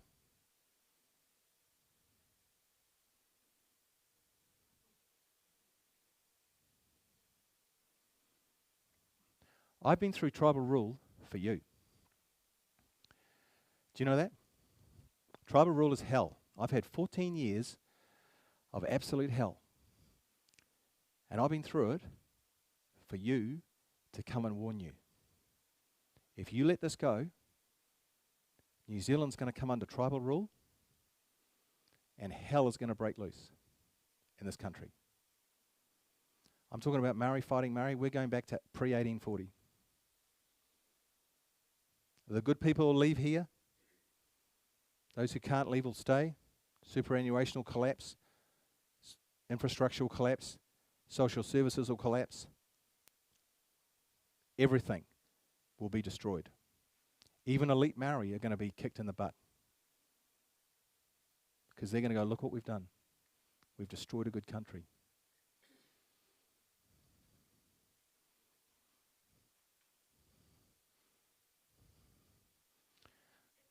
What do you think of that at home? Activism in the education system, the brainwashing of young people at kindergartens right up to university, that's going on. Little kids, I'm very upset about that because I say don't pick on the little kids. You know, with children, they just remember, don't they? They take everything you say as truth. European lawyers and consultants who have lost their soul in their country for filthy lucre. Do you know that the Free Waters legislation costs $50 million to get that across the line? Do you know that? A lot of European lawyers and consultants are getting filthy rich out of co-governance and all this stuff that's going on. They're a problem. They're an enemy. Activism in local councils. I've got one councillor who said in his council, when he was elected, they had a 3-day cultural safety seminar for 3 days. The Māori who took it had body cams on, just to film anybody who was slightly not fitting in. Then they went out to some so-called sacred sites and they had professional women crying and wailing. And they wanted to break down and condition the new councillors. And then just recently he wrote to me and said, the appointed Maori councillors in that council asked for $300,000 for Maori initiatives, no detail, no accountability, and you know the white woke councillors said yes. Just gave away $300,000 because they're all being groomed and conditioned. Christian churches are my enemy. Many have become woke and PC, they're history ignorant, all the while thinking that in running with co-governance they're putting a smile on the face of God. They're not. Churches are supposed to fight against darkness, deceit and trickery, not run with it. Churches are completely lost. They need to get out of their bubble and they need to start getting with things with reality. I can't get into a Christian church, you know why? They say, Julian, we can't have you because we're bicultural now. And I go, you fools. We're not bicultural as a nation, we're multicultural. There's 160 cultures live here. What are you saying? We're bicultural. And they say, well, the treaty teaches we're bicultural. No, it doesn't. The treaty said we're all to be equally treated equally. It's for equality. So I've got a really big problem with the Christian churches. None of them will let me in. And I'm a well-known Christian. The laid-back nature of European Kiwis whose mantra is she'll be right until they taste tribal rule, and then tears will flow in the gutters of our streets. When you taste tribal rule, you're gonna remember this night, and you're going to go, hell, that guy was telling the truth. We should have listened. Well, who has stopped co-governance fighting for in this war? We're fighting for the average Maori and for the 159 other cultures in New Zealand. Who are they? Indians, Africans, Chinese, Russians, Czechs, Japanese, Samoans, French, Australians, not so much the Australians, Tongans, Germans, Croatians, Belgians, British, South Americans, Koreans, South Africans, Italians, Niueans, Filipinos, the list goes on. Should all these people be treated equally, yes or no? Are they all taxpayers? Yes or no? Mate, we have a right to treat them equally. The hell's going on in this country? Right, we're going to have a break. We're going to have a break because Nobby took half an hour. So I'll put some music on. We're going to have a 10-minute break. We've got tea and coffee down the back and some biscuits. How's that? So go and get a coffee and a tea and a biscuit, and you're not allowed more than one. I'm a school teacher.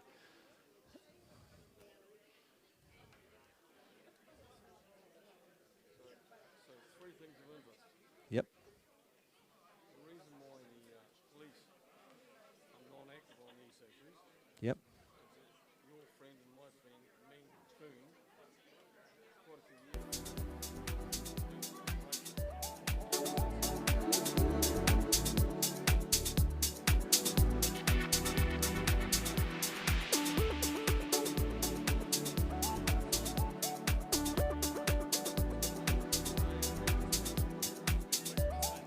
You should have said that tonight. You need to say it at the end. You watch what I get into now. I'm getting into the Treaty of Waitangi. You got to stay for that. Don't go home, Nobby, whatever you do.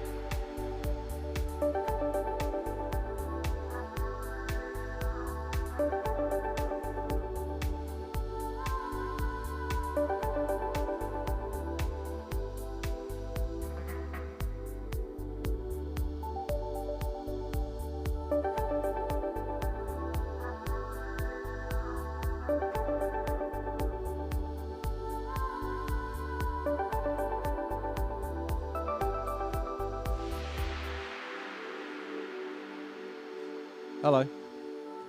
Hello.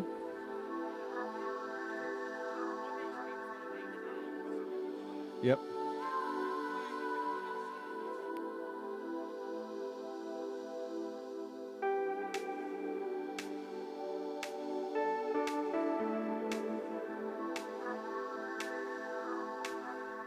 Hurry up, please.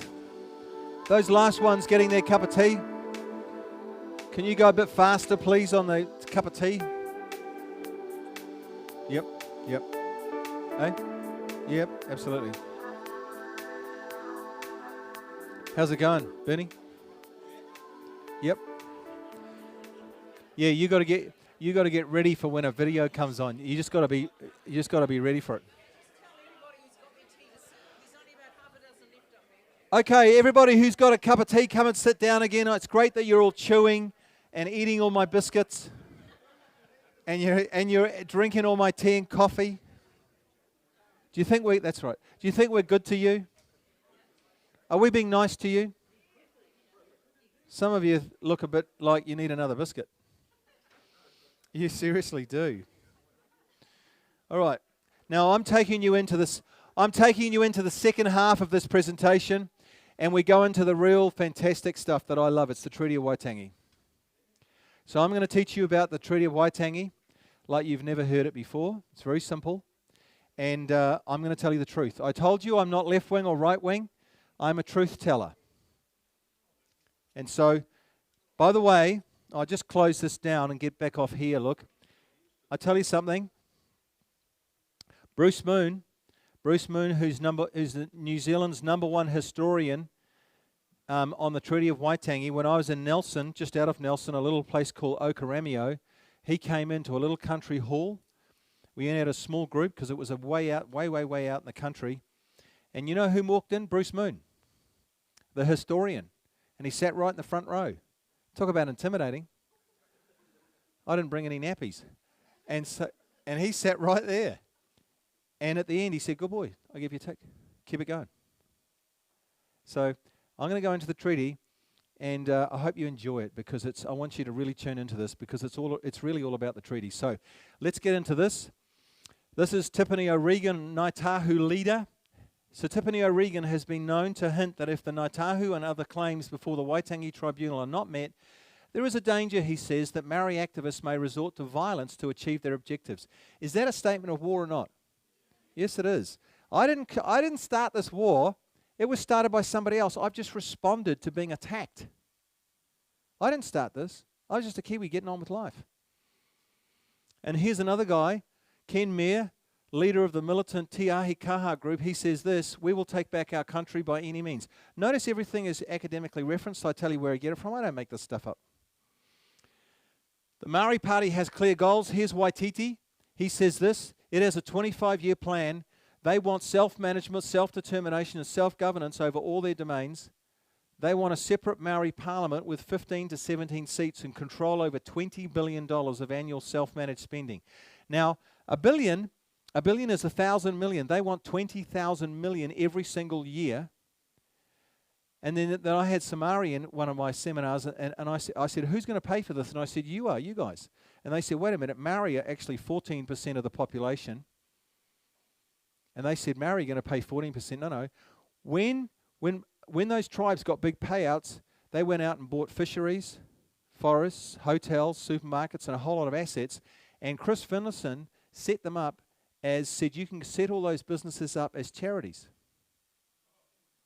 Did you know that? There's a whole lot of tax breaks that Maori get that nobody else gets. They're not going to pay 14% of the tax of this 20 billion. Do you know how much the hospital in Dunedin is going to cost? About 1.4 billion. You could get, for 20 billion, you could get about 14 hospitals, state-of-the-art hospitals in New Zealand. Would it be better to build 14 state-of-the-art hospitals all through New Zealand with all the best of everything? Would that be better for all New Zealanders or not?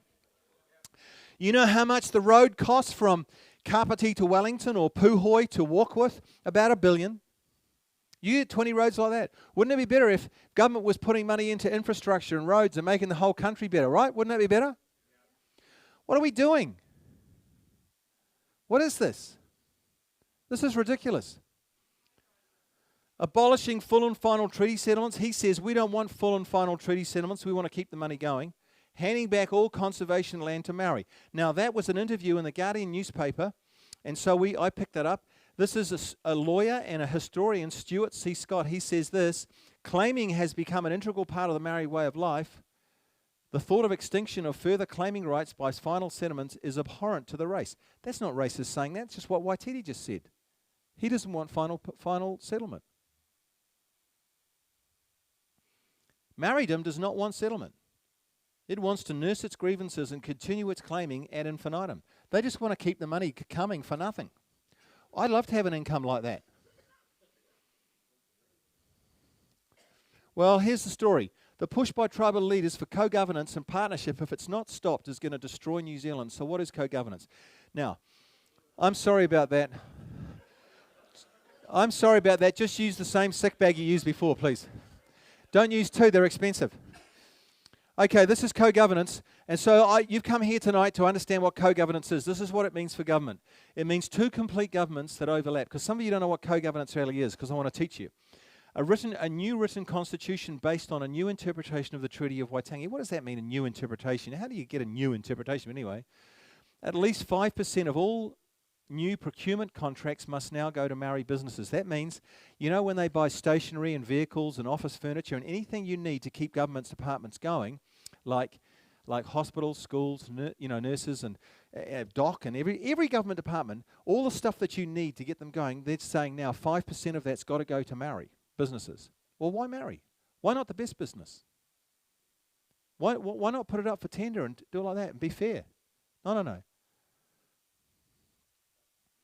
All government departments, agencies must now provide a report that show at least 5% of the procurement of goods and services was from a Maori business. What do you call that? That's apartheid.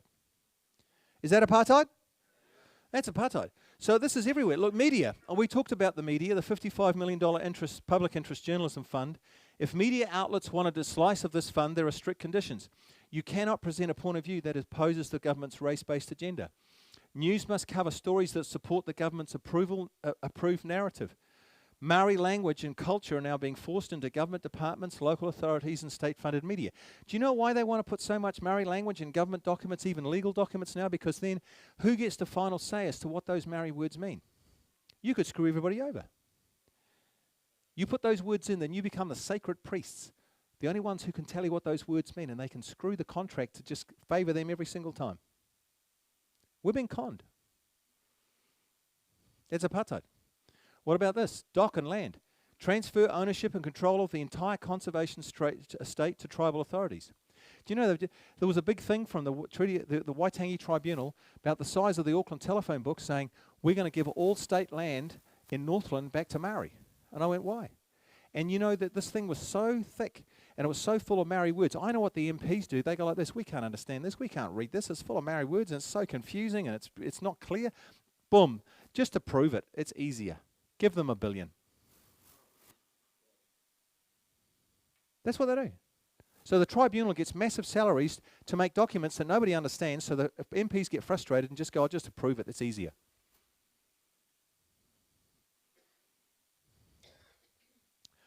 The Department of Conservation now has formed an options development group. That's how do we give all the dock land. So if you want to go to a lake, a river, a mountain or the ocean, you're going to pay an iwi toll. In fact, some parts of the Hauraki Gulf now are Maori-only fishing areas. If you go in there, you're going to get a fine if you're not Maori. What the heck? This group has made a recommendation to give full control and governance of dockland to Maori. Government rezones privately owned land and gives rights over it to Maori. Do you know, I was in the Tauranga seminar just like this, and there was about this number of people here. And a guy says, can I say something? And I don't usually let people say halfway through, but he looked like a good guy. So I said, okay, what do you want to say? He said, I just had my land reclassified. And I said, what happened? He said, my land, I got a letter from Heritage New Zealand saying your land is reclassified. And I said, what excuse did they give you? They said, my land, get this, was in the flight path of a kereroo. I'm not kidding. I'm not kidding. And they said, wood pigeons fly across your land, therefore we're going to reclassify it. Now they lose control, but they pay the rates. This could happen to anybody. They could look along the road and say, that's a nice house. Let's go and say there's some bones there or something happened in 1722 and they can grab your house. You can't do anything. You know, with my land, I've got to wait until there's a new government to have all that wahi tapu stuff reversed. No point in doing it now. You're talking to a marae, people who are land grabbing. You know, the hypocrisy is huge. These are the people who say, oh, you stole all the land, but as soon as they get a little bit of power, they steal yours. But I don't get to go to the Waitangi Tribunal to get some compensation. I get nothing. This is all wrong. This is a takeover. This is apartheid. Education.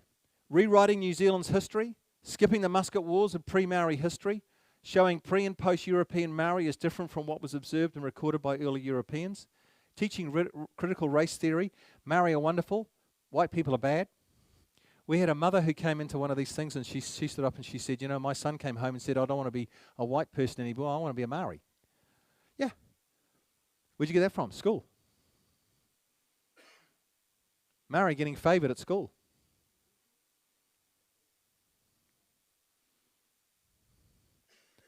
Teaching racial bias, teaching primary school children without Maori ancestry to feel ashamed. What's this? This is apartheid.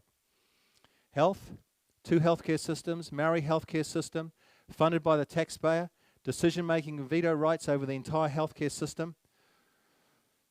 Maori patients prioritised. It's apartheid. I've got 2 people that I know, 2 sisters in their 50s, and they're twin sisters actually. And they're both Maori. They went up. One of them's got mental health issues. The other one's okay. They went to the hospital. The good one took the one who's struggling up there, and they were filling in some forms. By a nurse was filling them in. They said, "What ethnicity are you?" So she said, "We're Maori." And the nurse stopped and said, "What are you doing here?" She said, "What do you mean?" She said, "You should be at the Maori health system. You get so much better treatment. They pick you up with a taxi, take you home with a taxi, ask if you got enough food in your cupboards, give you a $200 pack and save voucher. You get treated like royalty. You don't want to come here." This is the European one. This is South Africa. This is South Africa all over again. Justice. 2 justice systems, a Maori court system where offenders with a Maori ancestry were treated differently from other offenders. 2 jail systems, Maori jails where inmates with a Maori ancestry were treated differently from other inmates. Western common law replaced by tikanga, that's Maori customs and practices. People of Maori ancestry will be given greater legal rights. You know, if you don't punish people, they get worse. How many of you know that? People have got to be. You've got to experience. It's got to be a punishment. If you do the crime, you've got to do the time. True. If you just let them off, and prison becomes like a spa pool, tennis court, massages, what's that going to do? That's going to train them to be bad. Like you get rewarded for crime. You've got to feel some pain. You've got to be denied some things. Punishment's got to be punishment.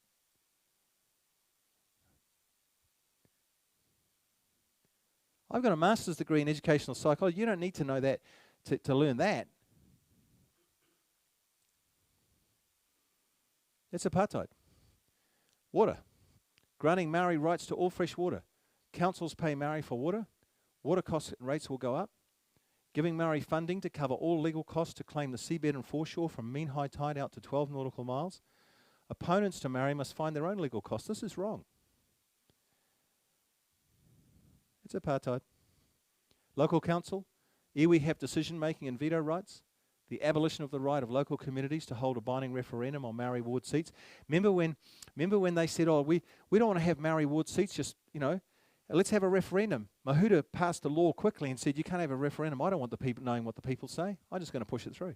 That's a dictatorship, isn't it? That's not democracy. Well, why isn't the paper all over this? Why isn't there an absolute uprising in the country? Well, because of the $55 million public interest journalism fund, they want to keep everybody down while they push through with their agenda. Local Government Minister Mahuta is now undertaking a review that appears likely to lead to 50% of the council seats being held by Maori. What is that? It's apartheid. Now, I want to know this. Now we're on to the Treaty of Waitangi. Put your seatbelt on. Don't think about the rugby, your dinner, your children, your grandchildren, or anything else. Just tune in, because this is the crucial bit. I spent a lot of time studying this to get it right. Is all of this constitutional, what I've just taken you through, or is it a coup? Well, here's my coup meter. To answer these questions, we have to go back to the Treaty of Waitangi, which has become, rightly or wrongly, our country's founding document. So here are the key players in the Treaty of Waitangi. Lord Normanby, Secretary of the Colonies, very powerful, close to the Queen. I don't want anybody moving around while I talk about this, please, because it's off-putting, truly. That's Lord Normanby. He was very close to the Queen. And he was the one that sent Hobson, under the instruction from the Queen, to New Zealand. Hobson was a military captain, naval. He'd been fighting the pirates in the Caribbean. He'd been to the West Indies. He got 3 bouts of yellow fever in the 1820s and 1830s. They called him Hobson the Lion. Nobody defeated Hobson. He was seen as a bit of a genius, military naval captain. He was the guy that they chose to come to New Zealand. Then there was Busby. He'd been here since 1833. Now remember that the treaty was signed in 1840. So he'd been here 7 years. And he actually came from Sydney. He was actually a British citizen, but he came from Sydney to have a crack at sorting out New Zealand, and he failed. He drew up the 1835 Declaration of Independence, had a go, but it fell over. Maori tribes are fighting again in 1838. But when he came here, he had a full head of hair. Some of you don't even get the joke. You're going, oh, that's terrible. Freeman was this Hobson's secretary. Now, Hobson sailed here on August the 25th, 1839. He went via Sydney, beautiful big warship, and he picked up Freeman. Now, Freeman was he's a bit of a dead loss, to be honest. And he was somebody they were just unloading on Hobson, and he became Hobson's secretary. But I'll tell you a bit more about him. Then we have this guy called Clendon. Now, Clendon was like the American consul. He'd been here for a number of years, and he was actually British, but he was working for the American government. Now, America had interest in New Zealand, like flax, whaling, sealing, and so he had to report back to America with what was happening in New Zealand because of the financial interest the Americans had here. They were never going to compete with the British, but he just had to report back. So he was an important guy. Then there was Henry Williams, who was really the hero. He and his son translated the treaty into Maori. He'd been here since 1823. He was a CMS missionary. CMS stands for Church Missionary Society missionary. He was a lovely man of God, and the Maori got to love him, and he became fluent in Te Reo. In fact, when the treaty came to be signed, he was the guy that Hobson chose to translate it because he was the most fluent Te Reo speaker in the country. And he'd been working with Maori for 17 years. Then we have this guy, he's not well known. His name was Reverend Taylor. Anybody know what he did? Oh. Why do I get this group? Reverend Taylor, he was the guy that translated, who actually transferred on the night of the 5th of February. Hobson gave him an instruction to transfer the treaty from paper. It was in Maori, but it was on paper, and he said to Taylor, I want it on dogskin by the morning of the 6th, ready for the chiefs to sign. Why would they put it onto dogskin? Pardon? Wasn't just to get rid of a dog. So that it would last longer. True? Thicker. Rats find it harder to eat. So he's important. And then the last guy is this guy, is hugely important, Colenso. He was here as the official British printer. He had a printing press in Paihia, and on February the 17th, that's 11 days after the treaty, he was ordered by Hobson to print 200 copies of the treaty in Maori on an offset print. Important guy. The other job that he had to do was he was in the tent on the 5th of February and the 6th of February, and his job was to record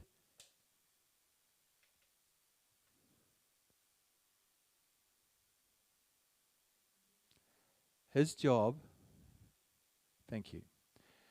His job was to record the speeches of the chiefs on the 5th of February and the 6th of February. His records are massively important. He didn't publish a book, or the book of the record of the speeches of the chiefs was not published till 1889. But the record of them existed, and we have them today. And I'm going to show you some of the speeches of the chiefs. Very important guy. Who is this guy? Oh, somebody says Freeman. Whose secretary was he? Hobson. What was Lord Normanby? Oh, he was the secretary of the colonies, pretty much like Richard Nixon was Secretary of State for Nixon. Very powerful. You know what? You didn't disobey these guys. This was like a military command. If the Queen said something, by the way, the Queen came onto the throne in 1838, and she stayed on that throne till 1901, I think it was, 60-something years. And she was only a young queen, and I'll tell you a bit more about her, Queen Victoria. Okay, this is perhaps the most important slide in the whole night. So whatever you're thinking about, think now. Lord Normanby's instructions to Hobson. When Hobson left Britain on his ship on the 25th of August 1839, he had under his arm a 4,200 word instruction from the Queen via Lord Normanby. These were instructions about what to do in New Zealand. They were orders. They were actually, the date of this Normanby's instruction was the 14th of August. He left on the 25th, that's 11 days. What happened in those 11 days? Normanby and Hobson would have discussed the brief that was okayed by the Queen. It was actually written by Sir James Stephen, who was the Under Secretary of the Colonies, but it was signed off by Normanby. And by the way, that guy James Stephen was the brother-in-law of William Wilberforce, who was the guy that was responsible for the abolition of the slave trade in Britain. Now, this is what it said. The Queen disclaims any pretension to seize the islands of New Zealand. This is you might say, well, it's not a very big deal. What's that? What's in there? There's a lot in here. The Queen disclaims every pretension to seize the islands of New Zealand. Let me tell you what was happening in Britain. This is a massive statement. Colonial countries could rightly, according to international law, just come into a country, kill all the natives, put up a flag and say this is ours. The land, everything. It was quite legal. In fact, if Britain had colonised New Zealand in the 1820s, there'd be no Maori left here. If the French had got here first, there'd be no Maori left here. The British saved Maori from complete extinction. Now, in Britain, Christian revival was sweeping the country in the late 1830s. The Queen was under the influence, and so were many of the MPs. There was massive reform in Britain. Penal reform, prison conditions, death penalty and so on. Child labour reform, children no longer able to work long hours for no money, filthy conditions. And the big one was the abolition of the slave trade, 1838. This huge influence changed, the Christian influence, changed British foreign policy. Britain now had what we call a humanitarian colonisation policy. And this is reflected in this instruction from Hobson, from Lord Normanby to Hobson. So the Queen says this, in a very Christian way. The Queen disclaims every pretension to seize the islands of New Zealand. She says, I'm not going to be a warmonger. We're not just going to go in there and take New Zealand. So what are we going to do? Unless the free intelligent consent of the natives, that's Maori, expressed according to their established usages shall first be obtained. This is huge. They'd never done this before. This is like with New Zealand, we're going to work with Maori. We're going to get their free intelligent consent. Nothing forced here. No military coup. We're going to work with them. This is not like the Queen. Britain didn't this thing, but they did now. This was new. But what did Britain want? They said this, you will therefore frankly and unreservedly, this is Lord Norman B. to Hobson, you will therefore frankly and unreservedly explain the reasons which should urge them to acquiesce. Acquiesce means to come around to our point of view. So if you want to not have the island seized, to have the British work with you, getting your free intelligent consent, then you've got to acquiesce to something. What? What is it? What did the British want? What must they have? This is it. And the impossibility of Her Majesty extending to them, that's Maori, any effectual protection unless the Queen be acknowledged as the sovereign of their country. There's so much in this. The British said this: it is impossible for Britain to have anything to do with New Zealand unless they get sovereignty. Notice as well, the effectual protection, extending to them any effectual protection. They knew the main thing Maori want was protection from who? Themselves and the French. True? So they put this in the document. Unless the Queen be acknowledged as the sovereign of the country. Now I want you to remember this because it's huge. This is Waitangi today. This is Busby's house. It's been restored. But when Hobson came here, he went via Sydney, like I said, and he left Sydney on the 19th of January 1840. He arrived here he weighed anchor in Paihia on the 29th of January. It took 10 days to sail from Sydney to New Zealand. He put down anchor here, and it would have been pretty much there, I believe, because he had to go on shore to meet Busby and Clendon. Now, I want to clear a few things up. There's only one treaty, not multiple treaties. The treatyists and the left wing try to confuse you by saying there's lots of treaties. No, there's not lots of treaties. This is rubbish. There's only one treaty, and it's the treaty in Maori. I'm all for this treaty. You know, the media has said, oh, Julian Batchelor, he wants to get rid of the treaty. No, I don't. I actually love the Maori Treaty. I want to preserve the Maori Treaty. I want us to honour the Maori Treaty. Treaty in Maori. Because if we honoured the treaty in Maori as it was originally intended, we'd have nothing to do with co-governance. We'd have we'd have equality. We'd have beautiful democracy. We'd have lovely racial harmony. There'd be none of this crap we got today if we obeyed the treaty in Maori. And I'm going to show you that tonight. I'm for this treaty being interpreted as it was originally intended.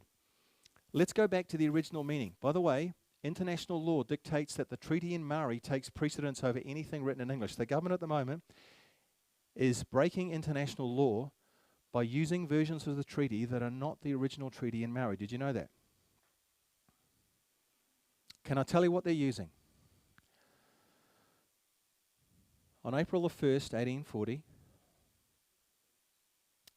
the treaty was signed on February the 6th, so that's February, March, April, pretty much like 6 weeks after the treaty was signed. Reverend Maunsell, with other British officials, went to Waikato Heads to get the signatures of Maori. And unfortunately, when they got there was too many Maori and not enough copies of the treaty to get all the signatures. There wasn't room on the Maori treaty. They read the treaty in Maori out to the Maori chiefs. There was too many chiefs turned up, much more than they expected. And what Maunsell did, he did a thing that's caused a lot of problems. In his top pocket, he had a version of the treaty that was written by James Freeman, the guy who'd been sacked pretty much. And James Freeman had been writing treaties after the Treaty of Waitangi to send to British authorities and Australian authorities and other people, and he was using the notes that were discarded by Hobson and Busby and Williams and Clendon. And one of those copies got into on the top pocket of Maunsell. And when he didn't have enough room on the Maori Treaty for signatures to be gathered, he thought, what am I going to do? He wasn't doing a haka. He got out that fake treaty. He didn't know it was fake then, but it was completely different from the treaty in Maori, and he got signatures on the back of it just used it as a bit of paper to get signatures. Hobson signed it when it got back to base camp. And I believe Hobson signed it to verify that the signatures of the Maori on that document were valid. Then what happened was that Maori treaty that was read to Maori at Waikato Heads on April the 1st was wax sealed to that treaty that came out of the top pocket of Maunsell just to get signatures. A bit of paper, that's all he wanted. They got separated, those bits of paper, and that treaty with James Freeman's fake treaty had forests and fisheries in it that the treaty in Maori does not have. And Maori activists got hold of it and said, we'll have that. We get more stuff from that. Let's have that as the official treaty in English. Shivers. Hobson's signature was only put on that to verify that the signatures gathered were bona fide. Maori were signing the Maori treaty, not Freeman's fake one. But activists have got hold of that. And the tribunal. The treaty makes no mention of partnership or co-governance. Let me show you. I will briefly explain the sequence of events leading up to the signing of the treaty.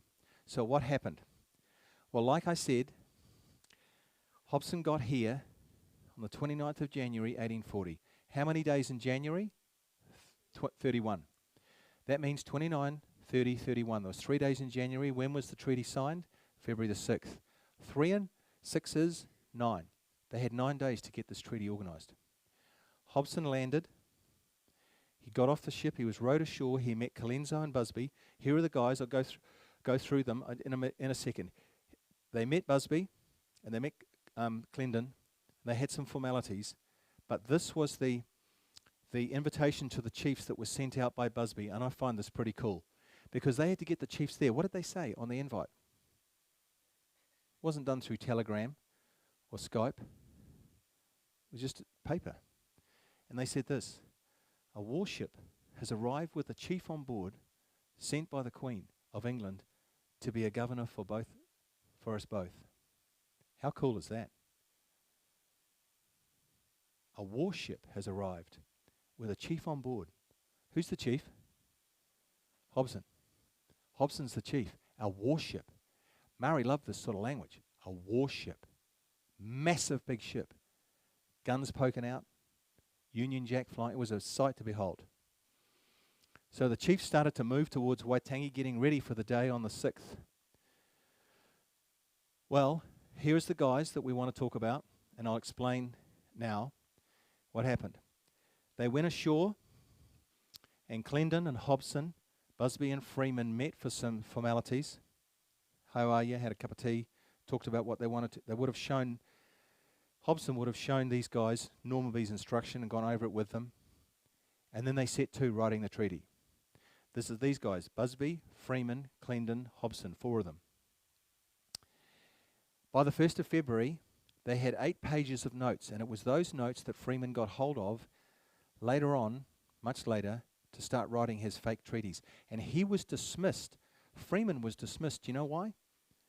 Because he wanted to write treaties with royal language, and they called it flowery royal language. And Hobson said, go and put your budgie smugglers on and go down the beach because, mate, Maori aren't going to understand this if it's too flowery and too royal. So he was just, you could put a cross through him. Then it was left to Hobson, Clendon and Busby.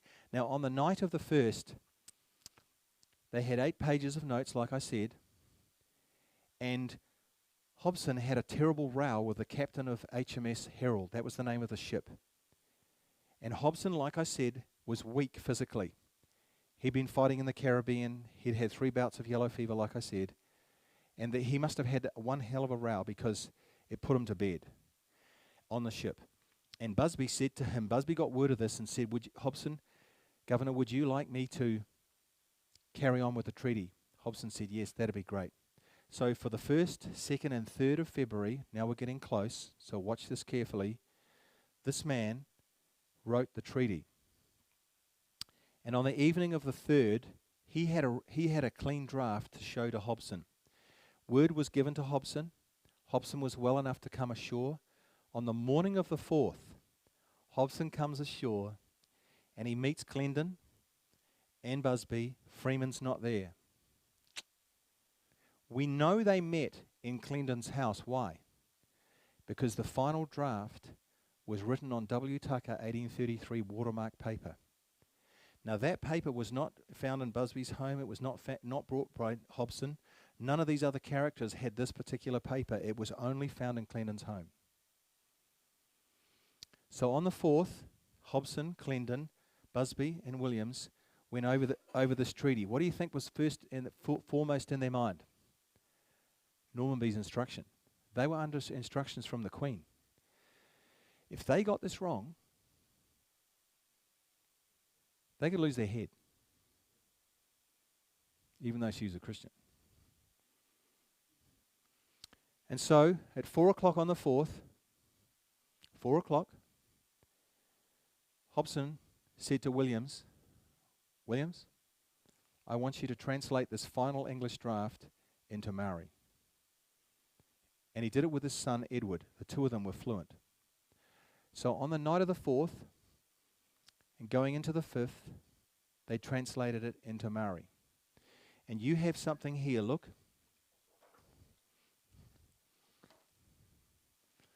You had the final English draft here. I'm going to put this up there because now I'm going to put my teacher's cap on. You had the treaty in English, the final draft.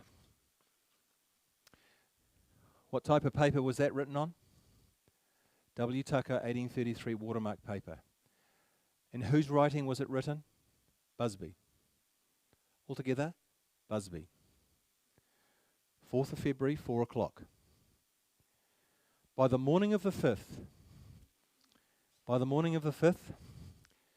Williams and his son Edward had translated it into Maori, but it was on paper. What date? Who said the 5th? The 4th. What date? 5th. No, this one's the 5th.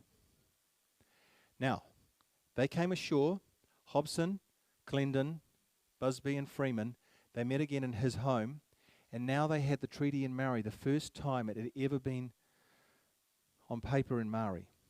Now, between 7 o'clock in the morning, this is on the 5th. Shut up. On the 5th, between 7 in the morning and 12, these four men, Busby, Clendon, Hobson and Williams, went over the treaty in Maori. What do you think they discussed? Kawanatanga, the word sovereignty. Tino Rangatiratanga, the word possession. Taonga, the word property. And they would, I know what they would have said. They would have gone, now, Hobson would have said, now look, Williams, you sure you got this right? We can't make a cock up here. Well, this has got to be clear for Maori. They've got to understand this. Remember, the Queen said, you got to get their free, intelligent consent. Intelligent means they've got to understand it. You can't trick anybody here. This has got to be understandable. That's what the Queen told us. She wants to work with Maori. And there would have been massive discussion. We're only talking about half an A4 page, but they discussed it for 4 hours. At 12 o'clock, all the chiefs were in the tent ready. The Union Jacks were on the table. And these four men left to go and meet the chiefs. That day, 12 o'clock on the 5th, they read the treaty in English, and then it was written, and then it was spoken in Maori by this guy. And the beautiful thing is that it was discussed, and then speeches started. Some of the chiefs did not want to sign. They said, we don't want this treaty. And I think, personally, that's one of the greatest apologetics for why we know that what happened in that tent on the 5th of February was authentic. Because if they all agreed, I'd say something's wrong. You never have a group of people like that who all agree. Something's wrong. But they didn't. Now let me tell you what happened. Look. This is what the chiefs actually said. These are the records. Accurate. The first speaker was Te Kemera, chief of the Ngāti Kawa tribe. Health to thee, O governor, he says. I'm not pleased towards thee. In other words, I don't like your treaty. I shall never say yes to your staying. In other words, I don't like your treaty. Were we to be in equality, in other words, were we to be equal, then perhaps Te Kemera would say yes. But for the governor to be up and Te Kemera to be down, the governor high, up, up, up, and Te Kemera down, low, small, a worm, a crawler. No, no, no, oh governor. Beautiful. What's he talking about? Sovereignty. He's saying, I'm not having you rule over me. Isn't he? Come on, this is clear. This is a direct speech from a Maori chief. Here's the reference. Here's another chief. Look what he said. Te Raha of Ngāti Rehia said, no governor for me, for us native men. We only are the chiefs, the rulers. We will not be ruled over. What? Thou a foreigner up and I down? Thou high and I, is it Tariha? The great chief of the Ngāpuhi tribes low? No, no, never, never. What's he saying? I'm not submitting to anybody. I don't want sovereignty. They knew what sovereignty was.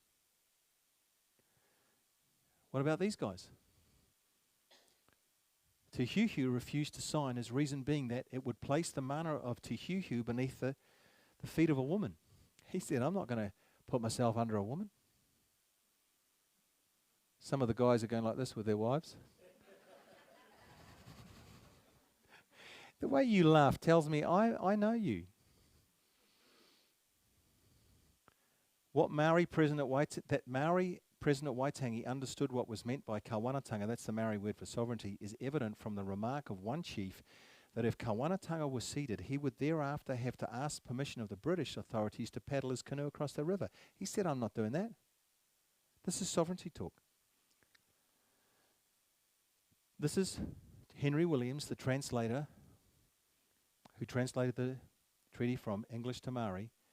Henry Williams reported to British Selwyn, he said this, the instruction of Captain Hobson was not to allow anyone to sign the treaty till he fully understood it, to which instruction I did mostly attend, that the natives to whom I explained the treaty understood the nature of the same, there can be no doubt. At the end of the day of the 5th, all these speeches, all this recording, Maori chiefs retreated to Titi'i Marae at Waitangi. They left the tent and they said, we want a bit of time on our own. They went up into the marae and Henry Williams and his son went with them all night to discuss the treaty, iron out any things that weren't clear, could have been misinterpreted, might not be clear. It's a testimony to the British that they allowed all this discussion. They wanted Maori. The Queen said, you cannot go ahead with the treaty if they don't have the free, intelligent consent of the Maori. Intelligent means they've got to understand it. So Hobson says, you've got to make sure these chiefs understand this. So they gave them plenty of time for discussion. These guys went with them all night on the 5th, and they come back on the 6th. They come back to the tent. Oh my goodness. And they say, we're ready to sign. Hobson was amazed. He said this, he thought it would take a week. One night.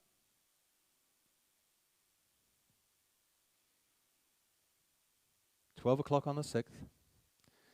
By the way, on the night of the 5th, who was the guy who transferred it from paper to dogskin? Oh, you've forgotten already. Oh, how come when you go, the further you go south, something goes south as well?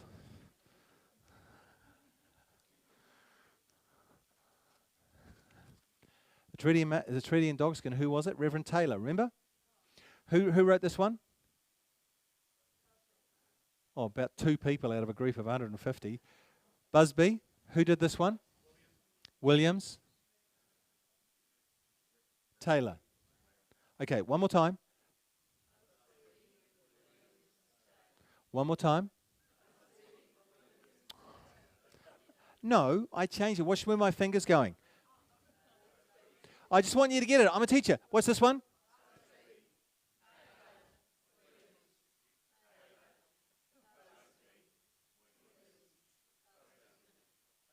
You got it. You're good. Give yourselves a clap. Now, just the dates. What date is this one? Okay. So, this is good. I want you to get you hot with the treaty. Okay, this is the final English draft. This is this one here. Look. Who wrote this? Okay, I want you to see this. This document here is the one that's written on W. Tucker adding 33 watermark paper. It was found only in whose house? Clendon. Now what we think happened is this. Look, please watch this carefully. This has been the final English draft, which is that, was translated into this and then transferred, not translated, transferred onto Dogskin. We think on the, was signed on the 6th by the, this was signed on the 6th by the chiefs. And who was the first to come forward? Hone Hickey. The biggest, baddest war chief in New Zealand. And he goes like this, I want to be first. Now,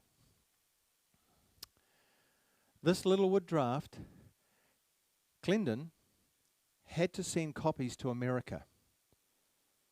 They were all buzzing over this being signed by Maori, and they kind of forgot about this, and Clendon went, wait a minute, I can't send a Maori version to America, because who's going to understand that?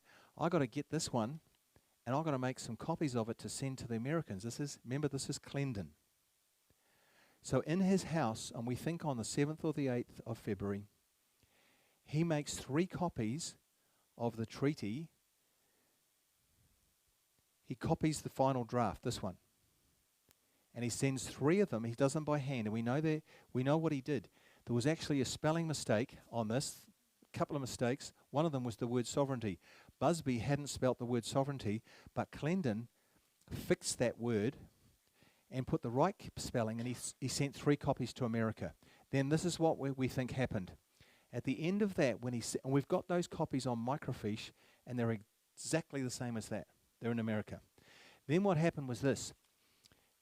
He took this after he'd finished with it, and there was a lawyer in his house called Henry Littlewood. He was a Paihia-based lawyer.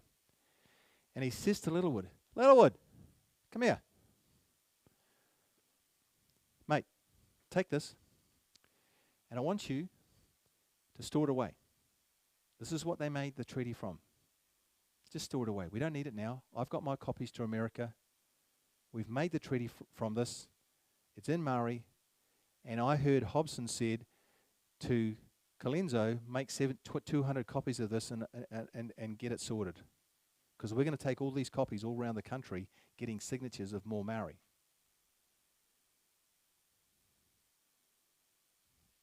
So Littlewood put it in his pocket. Now, watch what happened next. That's about the 7th or 8th of February. The Littlewood draft. Of crucial importance is the final English draft. After making a copy, actually 3 copies of it, to send to his superiors in the USA, and after Williams were finished with it, Clendon gave this final draft to his lawyer, Henry Littlewood. It was lost until 1989 when it was found in the house of the relatives of Henry Littlewood in Pukekohe. You know what they were doing? Nobody could find this anywhere. It had just got lost. And then, one day in Pukekohe in 1989, relatives of the Henry Littlewood, the lawyer, were emptying a linen cupboard, and they pulled some sheets out, and onto the floor dropped this envelope. And on the back of it, it said, Treaty of Waitangi. Holy moly. They put the sheets to one side, picked up the envelope, gingerly they opened it, and that was inside. He took it to his local MP, who said, mate, this is hot. They took photographs of it, which is why we have it here, went to Archives New Zealand, then it ended up in Parliament, and when it got to Parliament, they said, mate, we've got to put this away quickly. Get it out of sight. Why? It had no record, no mention of forest and fisheries. It was different from this treaty. This treaty has no mention of forests and fisheries, but that, and nor does that one, because these two, the treaty in Maori and Dogskin and the final English draft, they're identical, except for two things. The date, this is the 4th, this is the 6th, and in Article 2, in the Maori treaty, this one, they stuck the word Maori in Article 3, and I'll show you where it is in a minute. So only two differences. Now the tribunal has been using the James Freeman Rogue one, which had forest and fisheries. This one didn't have forest and fisheries. So they said, put it out of sight quickly, get rid of it. They put it in Archives New Zealand. For political reasons and under pressure from activists, this draft has been hidden away out of sight. It matches the Maori version almost perfectly. It makes no mention of forests and fisheries. The tribunal said, mate, we're sticking with James Freeman's Rogue version because it has forests and fisheries. Don't worry about this final English draft. Don't worry about the treaty in Maori. We'll stick with the one that we get most stuff from. It's fraud. Why has it been hidden out of sight? It threatens to end the gravy train. Now, we're on to the preamble. Watch this. Now, the preamble of the treaty is the preamble tells you what was the intention of the people writing it. This is what it said.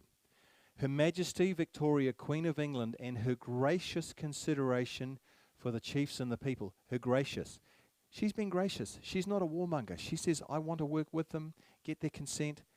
And this is then she goes on to say this. And her desire to preserve them their land. Stop there.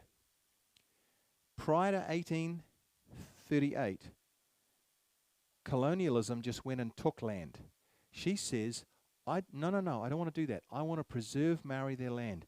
You tell Maori that we'll buy their land off them. We're not going to take it.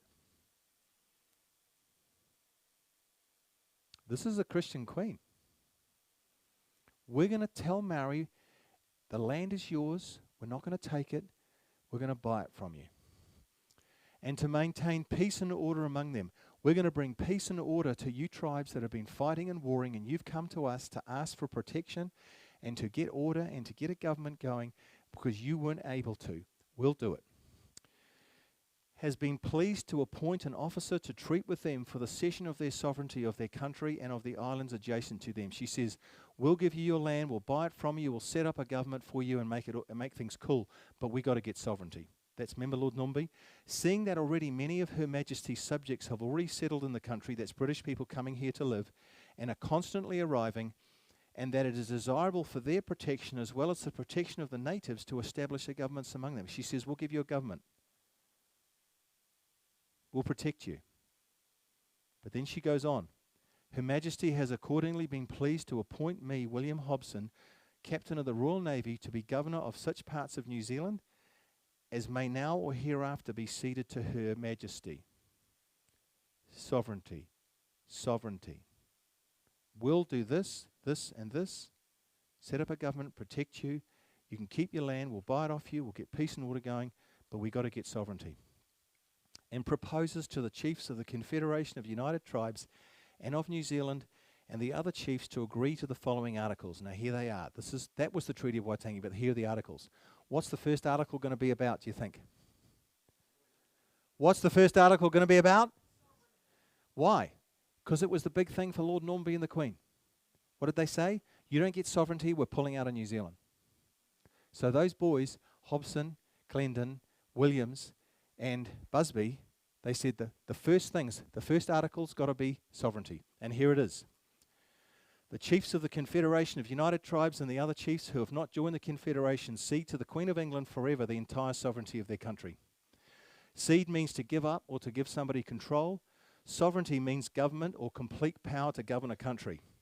Does this article teach, instruct, convey the idea that Maori would be self-determining, having their own government, or that the Queen entered into a partnership with Maori? Yes or no? No. Okay, if you extrapolate out the words seed and sovereignty, this is how the article reads. The chiefs of the Confederation of United Tribes and the other chiefs who have not joined the Confederation give up to the Queen of England forever the entire right to govern their country. Hey mate, what do you see today in New Zealand? Maori saying we're going to govern the country. True? This is treason.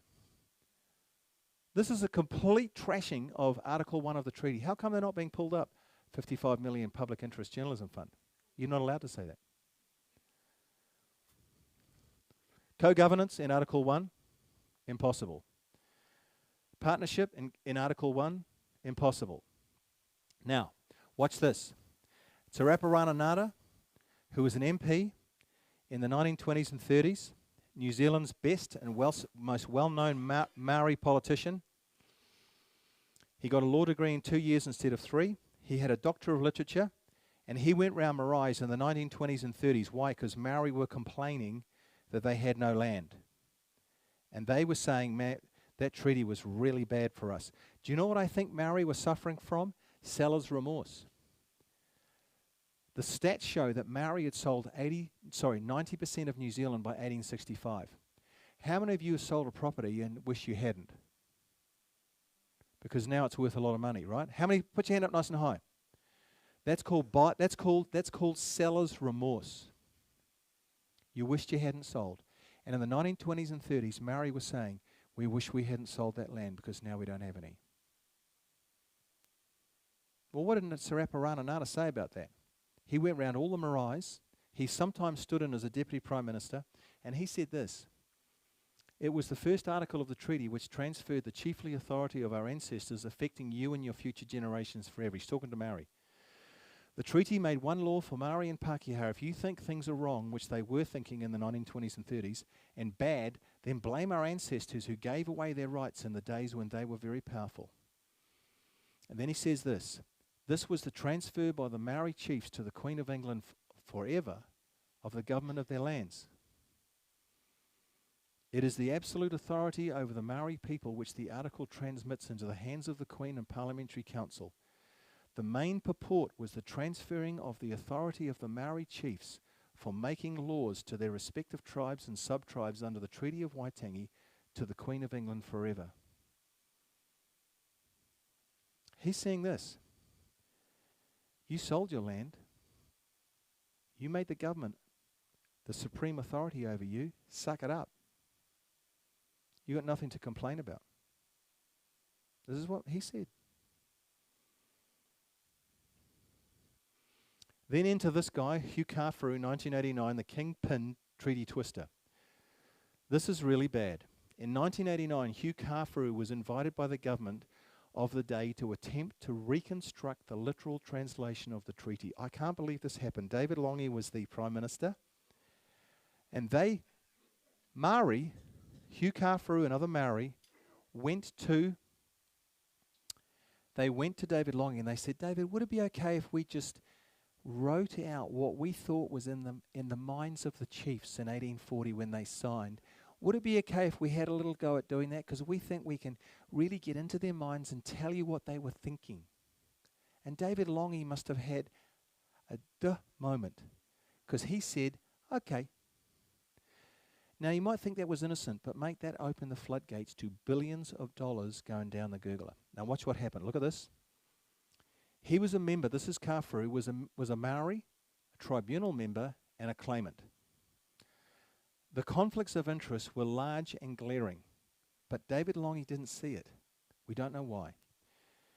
Hard to believe this happened and was allowed, but it did. This is like giving the mongrel mob control over the ports of Auckland. So this is what he said. This is what Kāwhuru did with this treaty. Article 1. He said he picked on the word sovereignty. Now, the word sovereignty is a translation of the Maori word kawanatanga. This word had been in use for many years before 1840, and Maori would have been very familiar with it.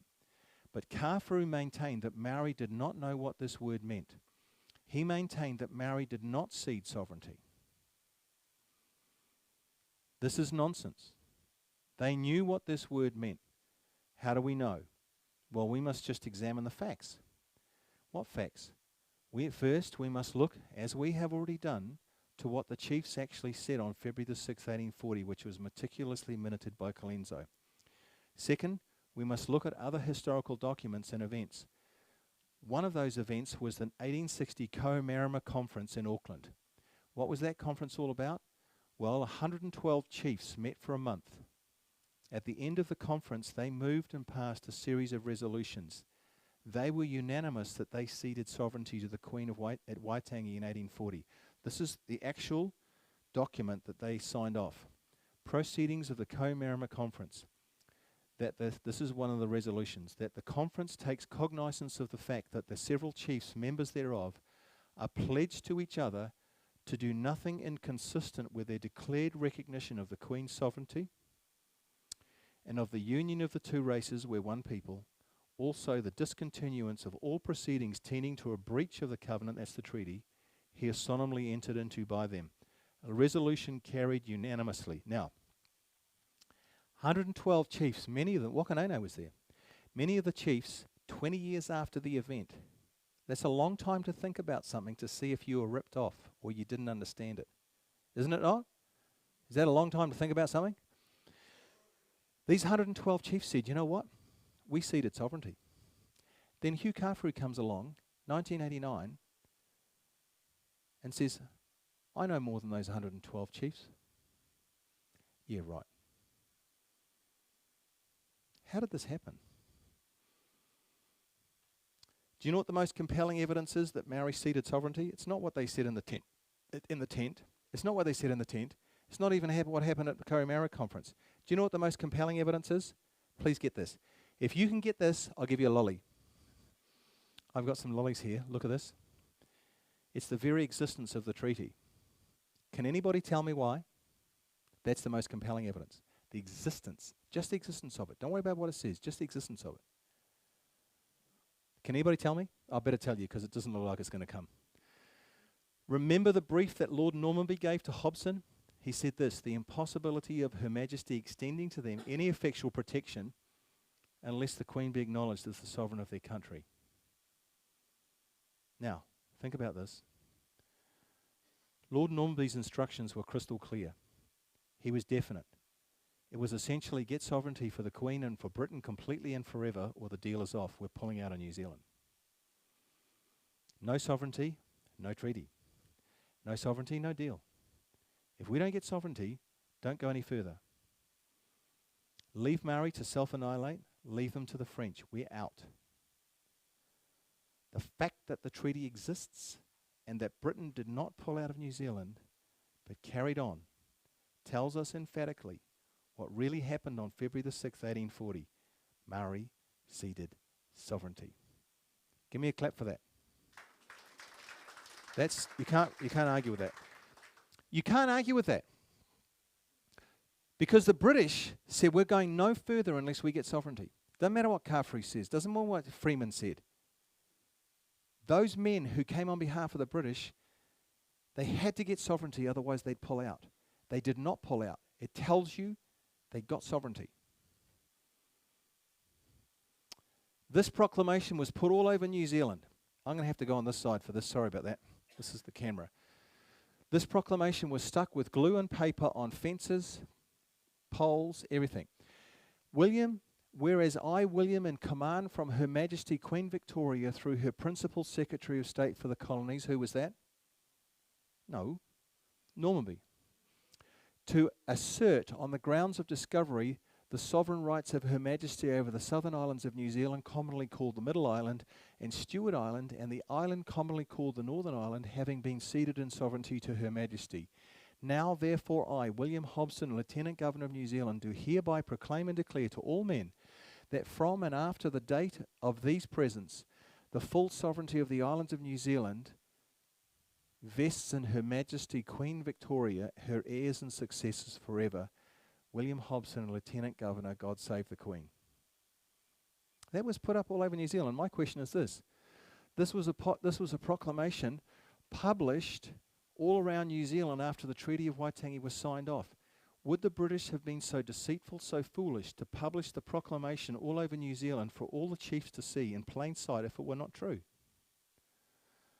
If the chiefs were not 100% on board with ceding sovereignty? What would the Queen have thought if one of her representatives was telling lies and untruths on the other side of the world? He would have lost his head. Kafuru's interpretation of the treaty is at variance with historical fact. That's what the chief said in the tent, Komarama conference, with Sarapa Rananata, he doesn't agree with it, and with the opinions of reputable scholars and academics. Yet his interpretation is being used by the Waitangi Tribunal as the official correct interpretation, the basis of payouts and compensation. The tribunal uses Hugh Kafuru's back translation, and they use James Freeman's rogue version. The two of them, they flick between the two. They should be using the treaty in Maori, nothing else. That's legal. These are illegal. Article 2. Watch this. The Queen of England confirms and guarantees to the chiefs and the tribes and all the people of New Zealand the possession of their lands, dwellings and property. That's so clear. The British are just saying, we're going to make sure that your property is protected. Why?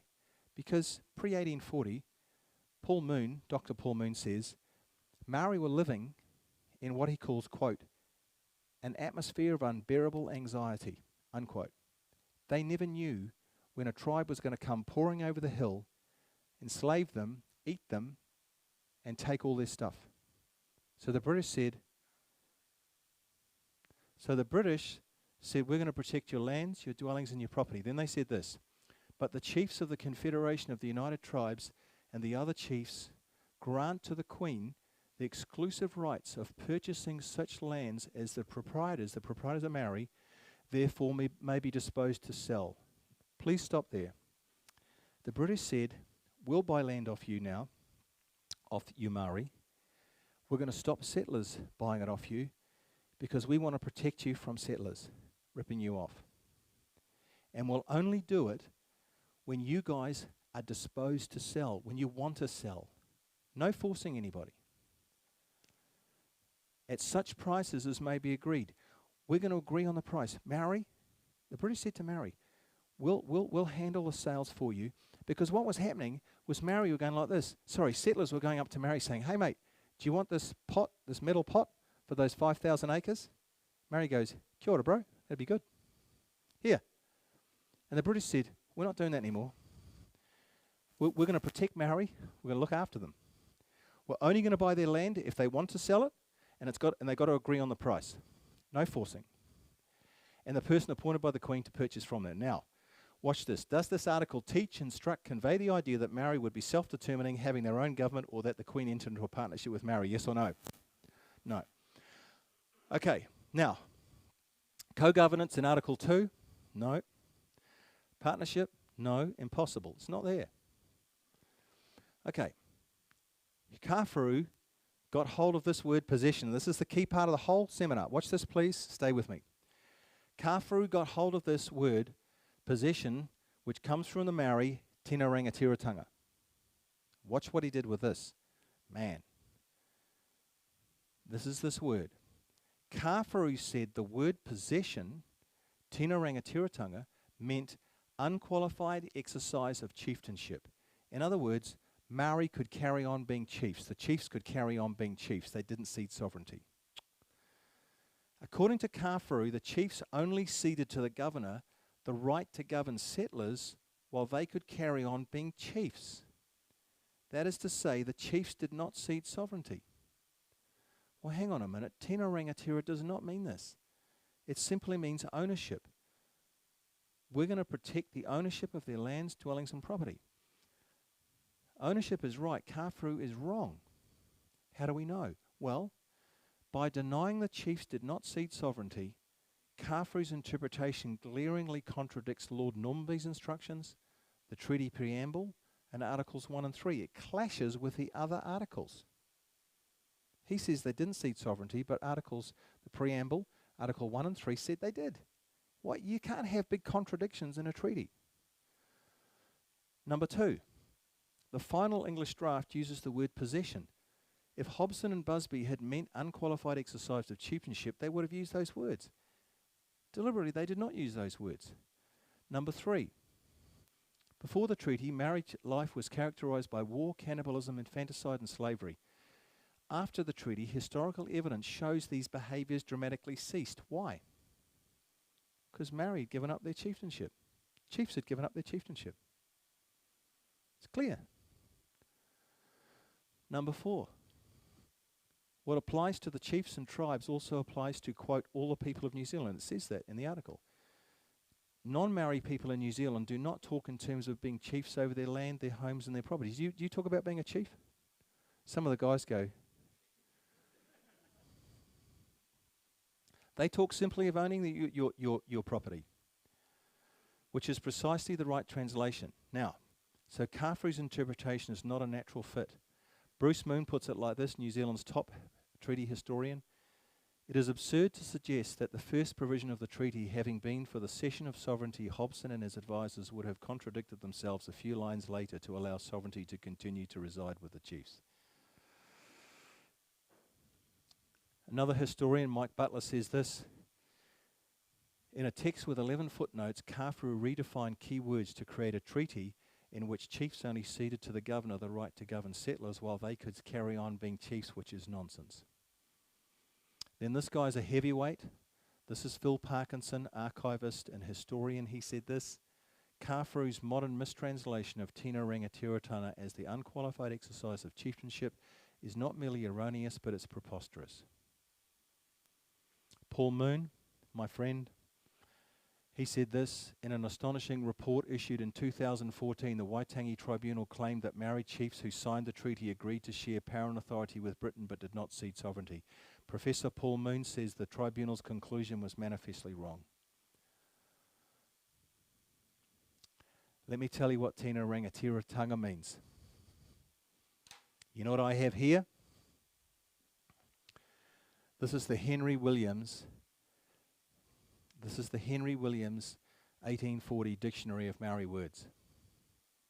Altogether? Ooh. You need to know this, because I wanted to know, what does that word actually mean? This is the 1840 dictionary that they used, not the actual one, otherwise it'd be worth millions and I'd get mugged on the way out. But it's a copy of, this one's a reprint 1921, but it's an exact copy of what he used. And this is what he says. Rangatiratanga means evidence of breeding and greatness. Evidence of breeding and greatness. Look at this. I've marked it. Now, let me tell you what Tino Rangatiratanga means. What it actually means. Who was the only one in Maori society prior to 1840 who could own anything? Chiefs. Think about this. When Hobson and Williams and Clendon put this treaty together, they said this: we want all Maori to have chiefly status with respect to their lands, dwellings and property. For the first time ever, we're going to make it possible for all Maori to own property. Slaves, women, everybody. It was a Christian concept.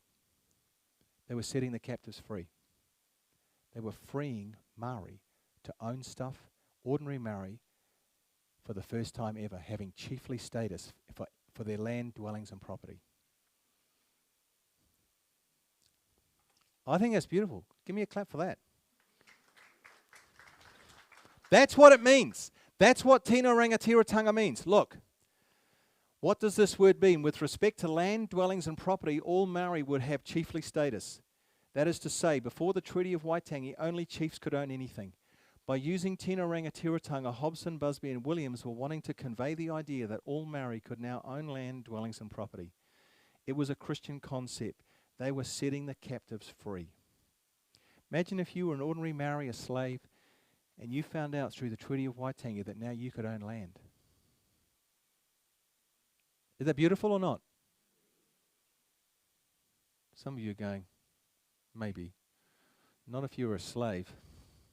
This interpretation fits neatly and easily with Article 3 of the treaty, where all Maori were given British citizenship. Because when you were a British citizen, you could own land, dwellings and property. It had to apply to all Maori. So Tino Rangatiratanga must mean everybody could own stuff, not just chiefs. So what was the motivation of these people? What was his motivation for interpreting as unqualified exercise of chieftainship? What was his motivation? Money, greed, lust for power and control. What were these guys? They're my boys. They're my boys. What was their motivation? Determined to bring liberty and equality to all Maori. You know who was most influential in this whole deal? This guy, Williams. He's a Christian. He goes, you know what? Before God, it's not right to have inequality. And he was the guy that put Tino Rangatiratanga in there. He wanted all Maori to be equal. No special tiers of Maoridom, chiefs and the rest. No. After the treaty, everyone's equal in Maoridom. Beautiful. So here's some examples of treaty-ignorant politicians. Look, I'm really sorry. I'm sorry. Some of you just go like, you cover your eyes. Now we're going to need to get this right up at the front, because what happens here is this is our ex-Prime Minister, one of the worst Prime Minister New Zealand's ever had, and she's asked by a reporter, Prime Minister, what's Article 1 of the treaty say? And then on her shoulder here, this guy here, you can only see his shoulder, that's Willie Jackson. And he goes like this. Willie Jackson goes like this. Kawanatanga.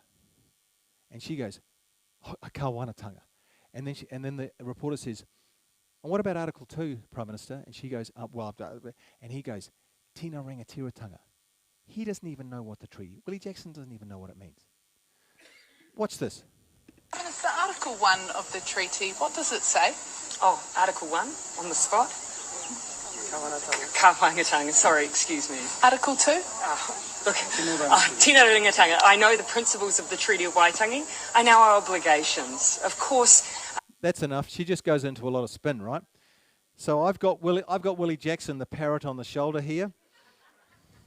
Notice Willie Jackson, the parrot on the shoulder, had to give her an answers. Notice too, she did not quote the actual article. She only quoted the words which Hugh Kāwhuru had fraudulently twisted.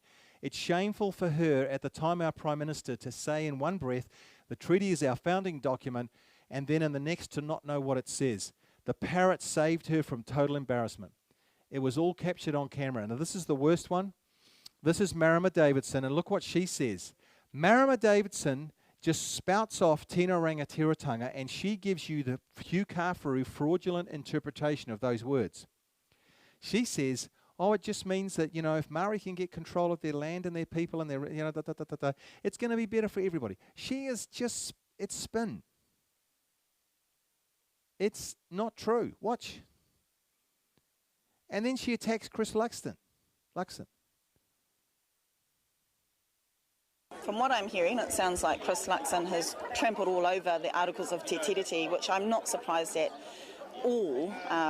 Surprised that he thought it was the right thing to do here in Te Ao Māori on the birthday of Wiremu Ratana, but I think it sends a clear message about where his values are at. Co-governance, the actual discussion is tino rangatiratanga in the Articles of the Treaty. That's what the discussion is, and the actual discussion is when Māori are able to control our people and our land, it's good for everyone, whether it's looking after our rivers and our waters, looking after our community, that is good for future generations. That's the conversation that Mr Luxon has no ability to grasp, and it's a bit weird that he went and made something that dishonours Te Tiriti here at Ratana today. Te Tiriti is really clear about honouring tino rangatiratanga of Māori over our lands, treasures and people. And so that's something that Chris Luxon will never understand and will never fight for. Surprised that he had the cheek to actually put that out loud here today at Ratana. So she says he has the cheek, but really, they say Luxon has the cheek, but really, does she have the cheek to spout on like that? No. Look, what you have here is this. She's a history-ignorant politician. She herself does not know what the treaty says. She knocks Chris Luxon, accusing him of being ignorant, but she herself is equally ignorant. This is a case of the blind leading the blind. This is how we've gotten into this co-governance disaster. Because all the politicians should be sitting in this meeting. Every one of them. You don't sign on for anything more of the Treaty of Waitangi. Disband the tribunal. Stop it. Get them all history savvy. All politicians ought to have compulsory history lessons because it's the blind leading the blind. They're all taking us over the cliff. Well, here's Article 2. The last word I want to talk about is the word property, and it's in Maori it's the word taonga, just in this one, and then we're going to be getting through. Bruce Moon says the word has an interesting history. Because remember, the Queen of England confirms and guarantees to the chiefs and the tribes the possession of their lands, dwellings, and all their property. Well, in 1820, while assisting Kendall and Lee of Cambridge in compiling the first Maori dictionary, Hongi Hika had defined it as property procured by the spear, teo. In an appeal for protection by 13 Ngāpuhi chiefs to King William in 1831, they said, quote, these 13 Ngāpuhi chiefs, "We are people without possessions. We have nothing but timber, flax, pork, and potatoes." And the word for possessions was taonga. That's what the Maori said that word means. Kāwhiri twisted it. Let's be clear, the word taonga means that which can be acquired with a spear. So when a tribe embarked on a tribal raid to kill, eat, and enslave another, taonga was anything that could be seen with the eye in the immediate vicinity: animals, women, children, wakas, implements, tools. Visible booty, nothing more, nothing less. Kāwhiri fraudulently interpreted this word to mean treasures. Anything Maori today in modern New Zealand, treasure. Come on, look how broad that is. Thus the floodgates of fraud and corruption opened. Forests, fisheries, oceans, all the water, the airwaves, Antarctica, and even space travel. How could these things be acquired by the spear? Look at this, look. All Maori need to do today is say they treasure something and it's theirs via the treaty and the tribunal. What is this? It's fraud and corruption. Now, here it is. Maori voices left out as New Zealand's space sector grows.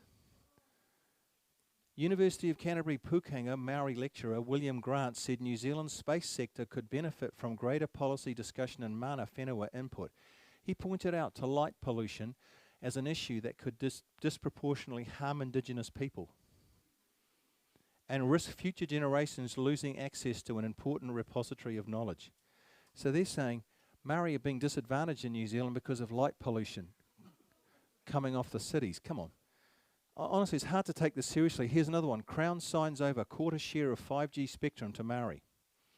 In May, Communications Minister Jenny Anderson confirmed the working group would receive a quarter share of the 5G spectrum to manage on behalf of all Maori as agreed in February 2022 under what was described then as a historic agreement recognising Maori interest in radio spectrum. You know, this is just ridiculous. How come the media's not all over this? How come there's not a huge, big marches all over the country? They've just given 20% of the radio spectrum to Maori. What for? It's not in the treaty. How do you acquire that by the spear? The radio waves. Here it is. A Maori vision for Antarctica's future. Maori may have been the first to reach Antarctica in the 7th century. But the past matters less than what lies ahead, according to Indigenous scholars. Or you imagine going to Antarctica in a waka with a feather cloak on. Come on. How come I haven't thought this through? This is silly. This is just stupid. So Article 3. In return for the cession of their sovereignty to the Queen, the people of New Zealand shall be protected by the Queen of England, and the rights and privileges of British subjects will be granted to them. Now, this is where they stuck in the word Maori. Remember I said this version here? This is the Maori version on dogskin. There's only two differences between this and the final English draft in paper. This is the date. This was the 4th. This is the 6th. There's only one difference. One more difference. There's only two differences. They're a mirror image. Shivers. This one had the word Maori stuck in there at last minute. The Maori people of New Zealand shall be protected by the Queen of England, and the rights and privileges of British subjects will be granted to them. Why did they stick that in? Well, British citizens who were already here were already British citizens. They already had citizenship, true? So the British said, what's the big thing Maori want? Protection, British citizenship. True? So they said, let's make it real clear for Maori. They can't get this wrong. Remember Lord Nobby said, make it really clear, be frank with them about why they should acquiesce. This is it, being really frank, really upfront, really honest, straight. This is for the Maori people. We'll give you British citizenship and you'll have all the rights and privileges of being British. And the Maori chiefs went, man, this is cool. In the treaty, which is the treaty in Maori, the word Maori was inserted by Henry Williams. Apart from the date, this is the only difference between the Littlewood draft, this one, and the Te Tiriti, the treaty in Maori. Does this article teach, instruct, convey the idea that Maori would be self-determining, having their own government? Yes or no? No. Okay, so we're out of articles. We're out of the treaty. There's no more. So we've been through 3 articles of the treaty and none of them teach partnership or co-governance. So what are we doing mucking around with co-governance? I've been through it. There's nothing in the treaty about co-governance or partnership. This is ridiculous. Winston Peters said this, does the treaty mean partnership? It is truly staggering that a claim of partnership for Maori is being made based on the Treaty of Waitangi when Queen Victoria was not in the partnership with anyone in the UK or the British Empire on the day before the 6th of February or the day after. And then Anthony Wiley, judge, he's a retired district judge and Canterbury University law lecturer, he said this, Maori and the Crown are not partners in any sense of the word. It is constitutionally impossible for the Crown to enter into partnership with any of its subjects. And then David Longy, did Queen Victoria for a moment think of forming a partnership with a number of signatures, a number of thumbprints and 500 people? Queen Victoria was not that sort of person. We can have a democratic form of government or we can have Indigenous sovereignty, but they can't coexist and we can't have them both. We've got that happening today. We've got Indigenous people wanting Indigenous sovereignty and they want democracy. There's going to be a massive train wreck. So I'm going to take you right back to this. Now that I've shown you the treaty, now I've been through it, I want you to look at this. If you signed up, you have to say, you have to say under contract that Maori and the Crown are in partnership through the treaty. You have to say that Maori never ceded sovereignty to Britain or any other state. What is this? How do you feel about the government paying media outlets to lie to you? How do you feel about that? Angry. You should be absolutely throwing things in the air. This is really bad. This is like North Korea corruption. About being deceived. About being brainwashed with false information. About being groomed for takeover. How do you feel about all that? This is so bad. I'm going to just finish with this, the benefits of colonisation. Because a lot's been made about how bad colonisation is, but I just want to just put the record right. Roads, medicines, hospitals, police, schools, cars, trucks, anything motorised, electricity, supermarkets and food outlets, clothes, cell phones, TVs, computers, aeroplanes, water that comes out of a tap, dentists, modern toilets and appliances, the preservation of the Maori language, government financial support for the unemployed, the disabled, the elderly. Everything I have mentioned and more is the result of colonisation. Maori arrived here and settled here about 1250 AD. When the colonists arrived here in numbers about 1800, Maori had not even invented a wheel or shoes. Now, one of the things I said I'd do when I got here, when I went touring, is I'd never be woke and I'd never be PC. I just tell the truth. If it offends somebody, I'm sorry, but it's just the truth. I wondered what the rest of the world was up to for 600 years. So I thought I'd look. 1182, the Chinese invented the compass. 1127, the printing press by the Chinese. 1200, gunpowder in Britain. 1202, the abacus, the Italians got that. Windmills in Holland. The first gun, the Chinese. Eyeglasses, the Italians. Clocks, the Swiss. Glass making, the Italians. Functional buttons on clothing, the Germans got that. 1120, first sawmill for ship making. 1600, John Napier invents a way to calculate logarithms. 622, the first slide rule. 1637, René Descartes invented analytical geometry. 1642, Pascal designed a mechanical calculator. So what am I going on about? Well, here are the facts. For 600 years, Maori did nothing to develop or improve New Zealand. That's a fact. That shouldn't offend anybody because that's just the truth. I told you I'm not left wing or right wing, I just tell the truth. They could have, but they didn't. I want to know why. Well, the fact is, the opposite happened. They drove many species to extinction and were self-annihilating. Then the colonials arrived, and through hard work, innovation, and careful planning, they built the entire nation we have today with all its infrastructure, laws, government, hospitals, schools, commerce, systems, everything you see today. To be fair to Maori, Maori were part of the building of New Zealand too. They provided vital labour. But what I want you to get this is this. It wasn't until the colonials arrived that New Zealand took off and has become what it is today. How many seen a Maori on a digger? They're very good at it, right? Anything with machinery, Maori excel. They helped build New Zealand, but they couldn't have done it, and they didn't do it until the colonials arrived. Now, once it's all set up, elite Maori are manoeuvring by stealth to steal the whole lot. What do we call this? It's the Great New Zealand Robbery. The British came to help Maori. Is that true, yes or no? That is so true. British came to help Maori. In return, elite Maori are robbing the rest of us. That's why I'm on tour. Including Maori. They're robbing. All Maori are going to get, all Maori, listen, we've got a young, you can't see this on camera, but there's some lovely Maori lady in the front row. She said all Maori are going to get kicked in the butt by this. They are. Even elite Maori are going to get kicked in the butt.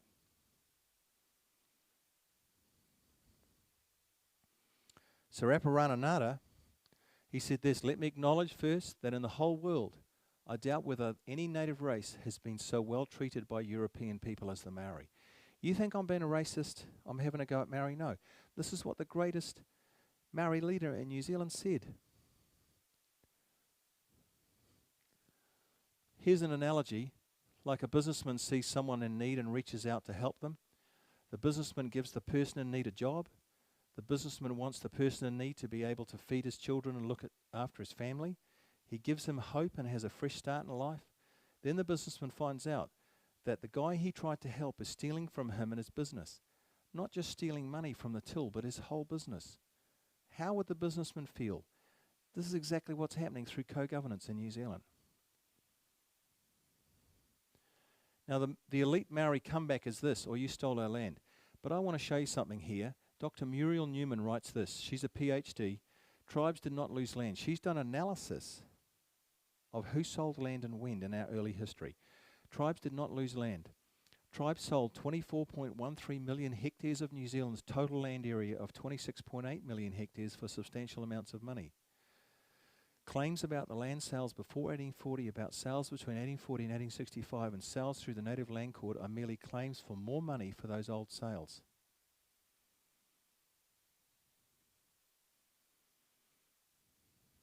I did some calculations. 24.13 as a percentage of 26.8 is 90%. So Maori had sold 90% of New Zealand by 1865. Conclusion? The land we are compensating Maori for today has already been paid for, so we're paying twice, sometimes 3 or more times for the same piece of land. So what's happening is this. A Maori sells a bit of land in 1840, says I want 5 quid. Comes back in 1860, says that 5 quid wasn't enough, I want 20 quid. Goes back in 1880 and says that 20 quid's not enough, I want 100 quid. And then he comes back in 1920, says that 100 quid's not enough, I want 500 quid. And then 1980 comes forward and says, I want 7 million. The tribunal says, done. You didn't get enough the first time. How many would you like to have that sort of... Would that be good on your property? If you got paid out every time it went up in value? Shivers, I'd love that. The other elite Maori comeback is this. You confiscated our land. Now, I've sort of touched on this a little bit, but I wanted to see what he says about it. This is Saraparana Nara. This is what he said about land confiscations. Look. Some have said that these confiscations were wrong and that they contravened the articles of the Treaty of Waitangi. The government placed in the hands of the Queen of England the sovereignty and the authority to make laws. Some sections of the Maori people violated that authority. War arose from this and blood was spilled. The law came into operation and land was taken in payment, It was their own chiefs who ceded that right to the Queen.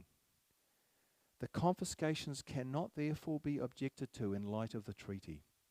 You don't hear that today.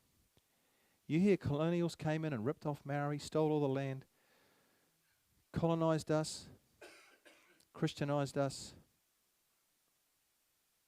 and they just pillaged and plundered New Zealand. This is all just spin. It's complete rubbish. Today we have the Criminals Proceedings Recovery Act. Remember that? Look at this. Police seize $500 million worth of cash and assets from gangs and criminals. You know, today, if you're a criminal, like I just said, if you're a criminal and you make proceeds from, you get a lot of money and assets from criminal activity, the police just come and get it. That's the law. It was the law back in 1860 when they confiscated land. It's the law today. What are these guys going to do, these gangs? Come back in 200 years and say, man, you know what? The Crown took my motorbike 200 years ago. I want it back. It was worth 50,000. Now it's worth 3 million. I want 3 million. No. Bruce Moon says this. Loud assertions today that land was stolen or dispossessed are hypocrisy and mockery of the truth. We're always hearing spin. I want to wrap it up. Here it is. We're finishing. Dr. John Robertson, what's going to happen to New Zealand if we keep going? Many of the activists and iwi leaders intend a totally dual government system with separate Maori and non-Maori houses of parliament and a Maori veto on all legislation. A Maori veto on all legislation means private tribal companies have the final say on everything that goes on in New Zealand, on what laws and legislation are passed and accepted in both houses of parliament. Dr. Robinson goes on to say the words in the Hei Puapua insist that power, full authority, must go to Maori. Then he says this. The proposal of Mai Tiki Mai Aotearoa gives the iwi leadership around 3/4 of the power to rule the entire country together with a veto on the joint sphere the other quarter. Everyone else will be disenfranchised. Disenfranchised means you lose all your rights. This is the blueprint for the complete rule of a New Zealand by a determined minority. Now, here's the conclusion. A tribal raid is in progress in New Zealand. Please don't be naive and easily fooled. Co-governance is not about co-governance. Co-governance is the code for the takeover of New Zealand by tribal companies and their representatives, the end of democracy, the installation of apartheid and separatism into everyday life, the final end game being the installation of full-blown tribal rule. Tribal representatives have openly stated that they want to be in complete control of New Zealand by 2040. That's a fact. Do you know nobody's attacked that? Nobody's attacked this because it's in the public domain. So, if we don't stop co-governance, New Zealand is headed to becoming the Zimbabwe of the South Pacific. Are you happy about that? Do you want that? Come on. Recently, Zimbabwe was rated the most miserable country in the world. We're going to be competing with it if we keep going. So what are we going to do? What's the plan? Repeal all race-based legislation. Launch a Royal Commission to investigate a trail of Treaty of Waitangi fraud and corruption. Vote for the party which is going to completely outlaw co-governance, not just tinker with it. Rearranging the deck chairs. It's got to go completely. You don't muck around with cancer. You don't say, I'll have a little bit of cancer. You get rid of the whole lot. We want to stage peaceful rallies in all cities and towns prior to the election. We all take to the streets on the same day, likely a Sunday at 3 p.m.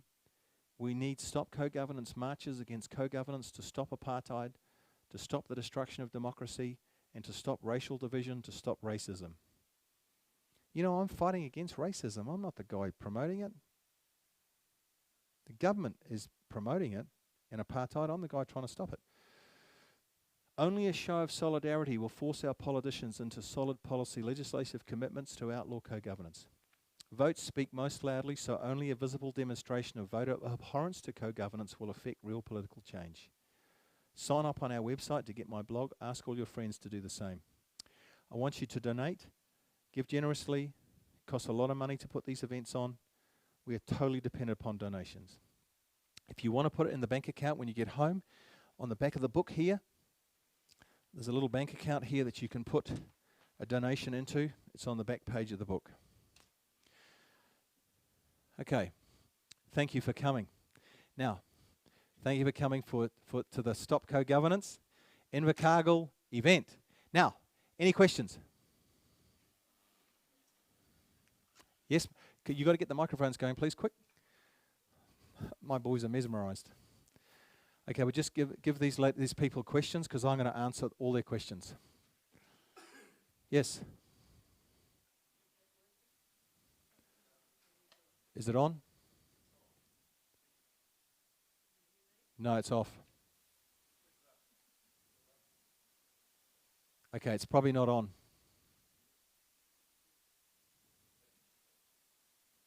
Use the other one. Try the other one. There's two of them there. Oh, I'm sorry about that. See if you can get that going. Is the light on it? You have to get it going, please. Push a pen in there and get it going. Yes, go on.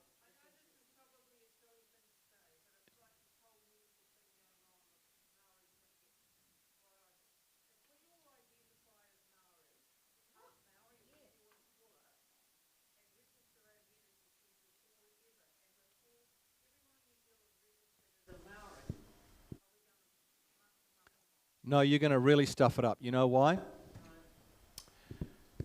This is my understanding of electoral law. To get a Maori seat,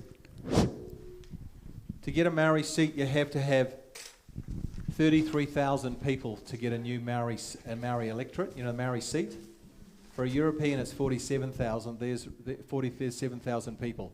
So if they get more people on the Maori roll, they get more and more Maori seats. And if you go putting yourself on the Maori seat, Maori roll, you're going to push the number of Maoris on the roll up, and they could have 20 or 35 MPs in Parliament. How would you like to have 30 Waititis in there? So just don't do that. I'm glad you asked about that. Don't do that. We have to just stop co-governance and stop this nonsense. Yeah, just two reflections. The recent report that's come out last week on the future of local government has a really scary provision in it that's gone under the radar. So what it says is that they recommend to central government that they change the laws into New Zealand so that local government, as opposed to central government or the Crown, is now a partner to the treaty. So you can imagine where that will take us. It means local will be open to the Waitangi Tribunal. So that's a really scary thought, and that's the recommendation from that panel, and it sits in a whole lot of other stuff, but it's the scariest one. No, yeah, go on. And the other issue is I keep recalling what a local Ngāi Tahu leader said to me about 3 weeks ago. He said, until we get out of grievance mode, we'll always be victims. And while we're victims, we will never have wellness. And while iwi never has wellness, nor does New Zealand. Okay, well, that's very true, isn't it? I mean, you can't get clearer than that. Somebody else got a question. Thank you, Nobby. With what you've said, I just want to know, do you think there's any real threat of a civil war if these people won't give up for what they really, really want? Because I hope there's never a civil war. Like I say to you, the pen is more powerful than the sword. We want to win it with this and this. But, we have to stop this. There's people, I'm getting phoned by people who are saying, once a week people are saying, I've gone out and bought guns. And I say, don't use those, mate. Just let's try and fight this peacefully and try and stop it peacefully. But unfortunately, they're being funded by the government, and, it's a really bad situation. You have to help me, you guys. I'm trying to build a team of people in Invercargill who will get one of my books into every single letterbox in the whole of... That's why I asked you to fill out that bit of paper. We have to work as a team now. You can't be just nice little Kiwis anymore. You have to put on a new thing. Do you know what? When New Zealanders went to war in the Second World War, some of them were just little sheep farmers, and they got into the front line and they had a gun stuck in their hand, and they had to change from being a nice, polite, nice little farmer into a, if you don't kill, you're going to get killed. They had to become soldiers. So you can't just be little complaining Kiwis. You have to rise up and say, we've got to stop this. Not with guns. Sorry?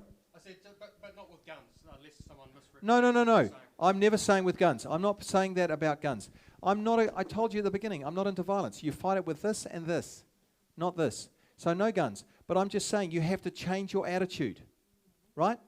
I'm not advocating civil, war, but I'm saying you have to change your attitude because we can't be just nice little Kiwis anymore. You have to say, I'm on the warpath, and we're going to stop this. Is that fair? You can't be, because they want you to lie down and do nothing. Just complain at home. They go, that's perfect. That's what we want. Just stay at home and don't do anything. Yes, sir. I just give him a microphone, please. Oh, she's been waiting. Yeah. Sorry. Go for it. I hear your heart in this and that you want to see our nation united again. And from what you've said to us, it's already divided. Mm-hmm. If co-governance, if what your actions here actually stopped the movement of co-governance forward, our nation is already divided. What's going to bring the unity? Because there's an old Hebrew proverb that says, a nation divided against itself, it will fall. So I want to know what it is that you will do. You've spoken out against this, and to be honest, what I've heard, a lot of what I've heard today is actually not stuff is actually going to bring unity. There's a lot of, I'm guessing there's a lot of people here that are feeling quite stirred up and resentful for some of the stuff that you've presented. So I'd like to know what it is that you're going to bring as a solution to the problem. You have to, I'm hoping that you would not get that from it, but I'm saying this, look, this stuff exists, so we have to face it. Right? We can't just say, let's all love each other and give each other a hug. That's not going to work. You have to say we have to get rid of co-governance completely and we have to reboot New Zealand like you would a computer. New Zealand needs an absolute reboot. Sexualisation of little children in schools, all the co-governance stuff, the screwing of farmers, the infiltration of schools and propaganda in schools. The whole country is rotting. Yeah, but it's not just the whole world. Let's just focus. Don't worry about the whole world. Worry about Invercargill and our country. Because we're in serious trouble. And if we don't get rid of, we can rebuild the country if we get rid of these things and reboot New Zealand like a computer. That is what's going to bring. We lived in a country in the 70s and 80s when I was, going to school where there was none of this. And there was no co-governance. There was also a Muldoon dictatorship at the time, and he'd sold out to big global bankers. Yeah, but that didn't bring racial division. We have to reboot the hard drive of this country. That's what's going to happen. Yes, sir. Yes, madam. Sorry, you're next.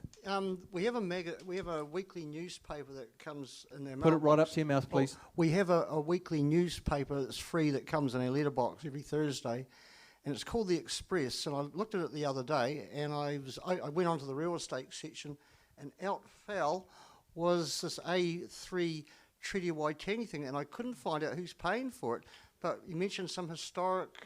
That's Te Raparana Ngāta. Yeah. That's a basic reproduction of his book called The Treaty of Waitangi, an Explanation, and it wasn't paid for by me. It was paid for to go into all newspapers by the Centre of Political Research, Muriel Newman and her husband Frank. But they got donations to do that, to put an insert in there, and I've got to go over that to have a look at what they've actually printed. Well, yeah, it's all in last Thursday's I know. Express. Yeah, so that wasn't me who did that, but I think it was a wonderful idea. Wasn't it? That's the one. I think it was a great idea. Okay, next question. Yeah. Somebody down the back.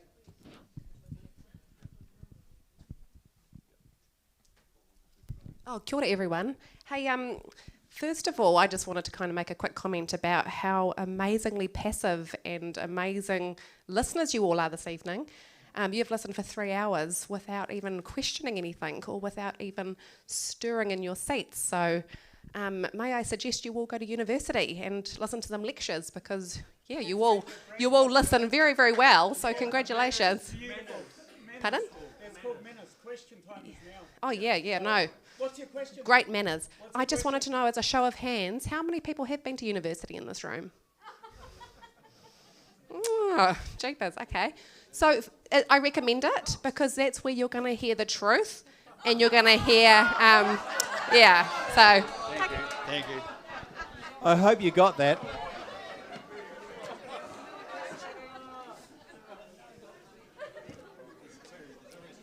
Can you tell me anything untruthful that you heard tonight? Were there any of the speeches of the chiefs untruthful? I just want to ask just a question because I am a Christian too, and I believe that God wants unity for our people. He doesn't want division at all.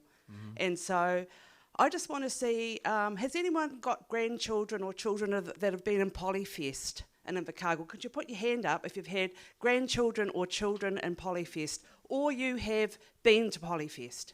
Okay, awesome. Please put your hand up if you have been to the Matariki Festival at Queen's Park and seen the lights there. Okay, has this added to our community? Has it? No. Please use your manners. You were talking about manners before, so please use your manners. But it's not your time yet. It's my time to talk. Okay, I just want us to think about what is happening within our community and with our children it's positive. You think about all those things that are positive. You never lose who you are by learning something more about somebody else. Hands up if you've been overseas. Yeah, no. Oh, please. Most people have been overseas because they want to grow who they are as a person or who they are as a community. We've had 3 hours of it, mate. But anyway. Okay, hang on. No. This is a comment about our society. It's not a question, it's a comment. Okay? No. I just want to say, think carefully about the message that's been said tonight, because I'm about unity. God's about unity. He is not about separating people and causing a them and us. Okay, and that's what I feel. I'll make a comment to that. Let me just comment on that. You know what? You talk about this as being a Christian. Bring the camera over here. Unity is always got to be based on truth. You only get unity when it's based on truth. Everything that's happening about co-governance is not based on truth. It's based on deceit, lies, and trickery. Now, you can't build unity like that. It has to start from truth. That's a fact. You have to build unity on truth. If you try and build unity on trickery, deceit, and lies, it'll fall over. The house that was built on sand was washed away because it was built not on truth. I'm telling the truth tonight, so you've got to rebuild everything about the treaty that we've been taught. Matariki and all that sort of stuff, in my opinion, is brainwashing, and it's propaganda, and it's grooming the country for tribal takeover. Maori signs on road signs are just nothing but propaganda and grooming. Maori words in legislation all through our country forcing te reo is nothing to do with preserving the Maori language. It has to do with grooming the population for tribal takeover. That's my opinion. It's what I believe. Okay, well, you're entitled to your opinion, but I don't agree with you.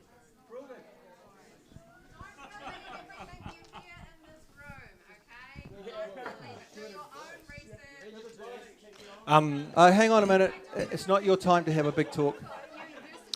My question was just in regards to, I guess, off the back of that, in regards to the media stuff that you've been talking about, as someone working in the media who understands how the media works, and whose role, dare I say it, is actually funded by that very fund that you're talking about, and who has read the full legislation there, that I've never had any control from government. So I was wondering, what is it that drew you to concluding that means that government trying to help promote media and fund good media, what's driven you to believe that means they're controlling the media? Because it's in the contract.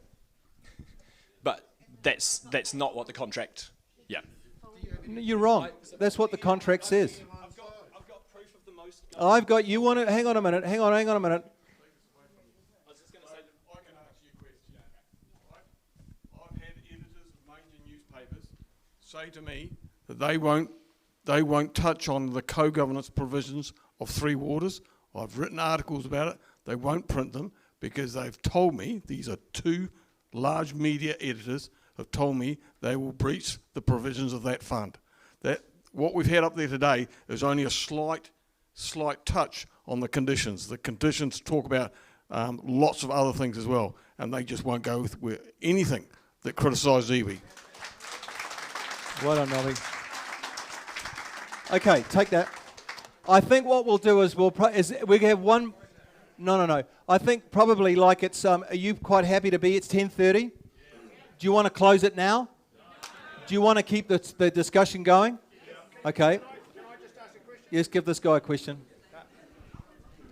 Hang on. Let's be polite, please. Let's be polite.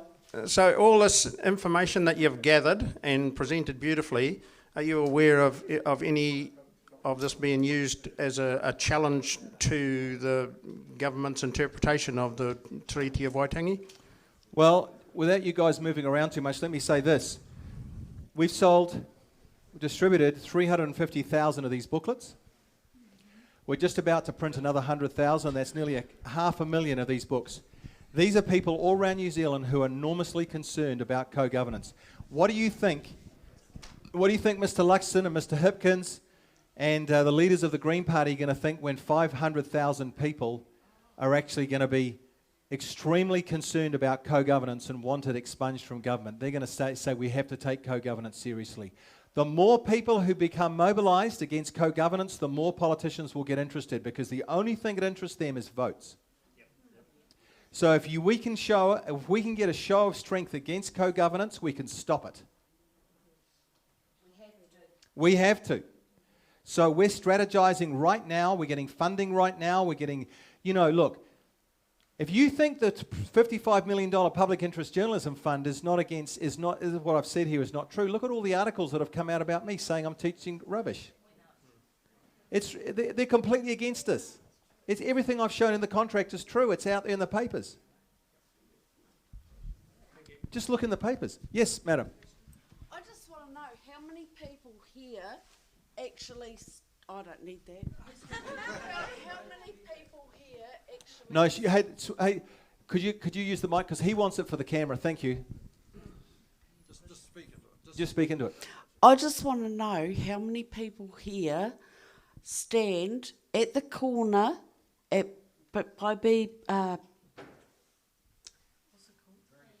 Burger King, that's the one. By Burger King, with us 5 that do every week. Everybody stands here and says, oh, co-governance, co-this, co-that, friggin' school shit, all the rest of it, but nobody else stands there with us.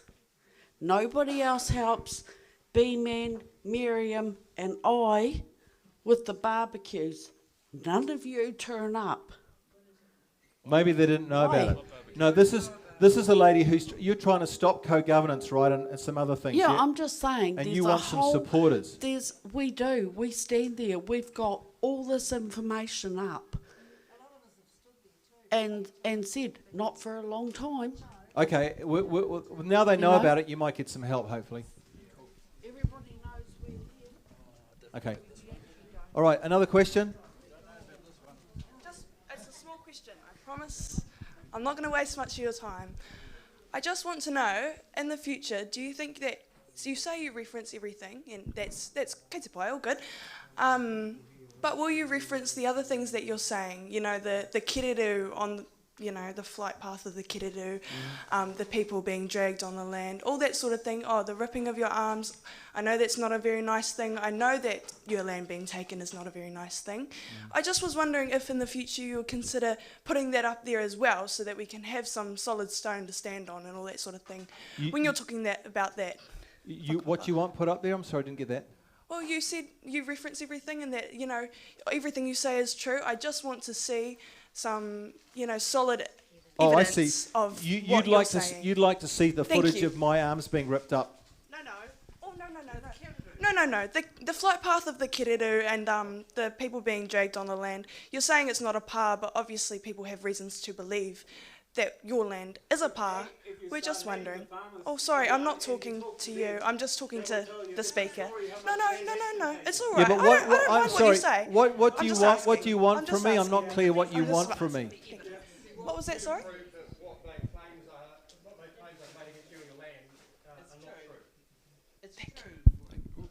Thank you. Oh, you want me to prove it? Yeah. I just want evidence. Okay, that's proving it. Yeah, okay. Well, I could easily provide that because the police have got all the records of the footage of the lady who scraped her hands down my thing here. What was the other one you want? You want the Kiraroo. The guy, I've got his number. I got all his details, and he can show you the letter that he got from the government department saying your land has been reclassified because it's in the flight path of a Kiraroo. Is that what you're wanting? Yes. And then I do want to hear it. Please, I do. I'm asking if he would consider in the future if you would show that. And then one more. Oh, yeah, I'll take it. And then, Churakazi bro, let's have a kai at the marae. Can we just have a wee screenshot of that as well? Because I think that would be pretty cool. If you Chuck it up on the if you page. email me, I'm quite happy to provide all that.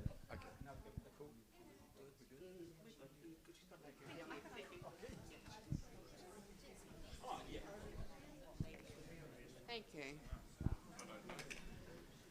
Clearly you people have come to create a bit of disturbance. So, we came to listen to the message. We like the message. If you don't like the message, just leave quietly. Thank you.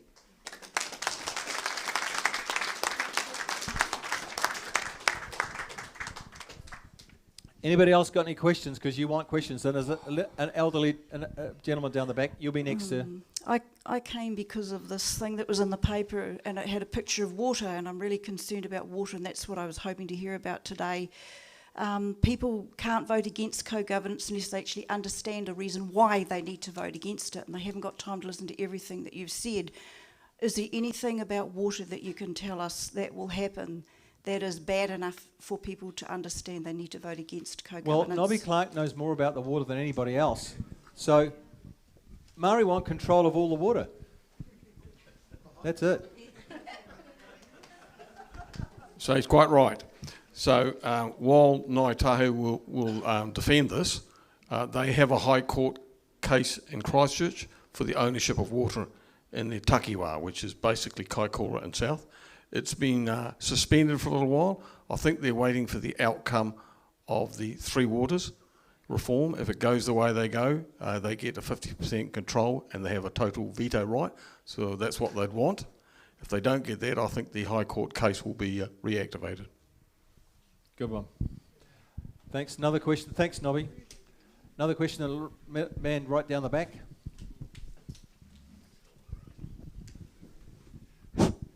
Yeah, I'd just like to firstly just thank Nobby Clark for being a spokesperson for sort of the local government sector. It's really good to have somebody of his profile actually speaking up about it.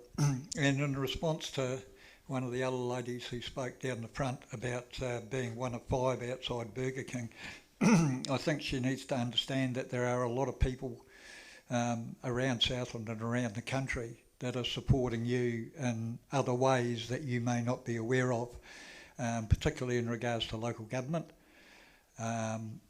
There is an incredible representation of people that I like to call patriots who are strongly against co-governance, that are working within the local government sector down here that were elected last year.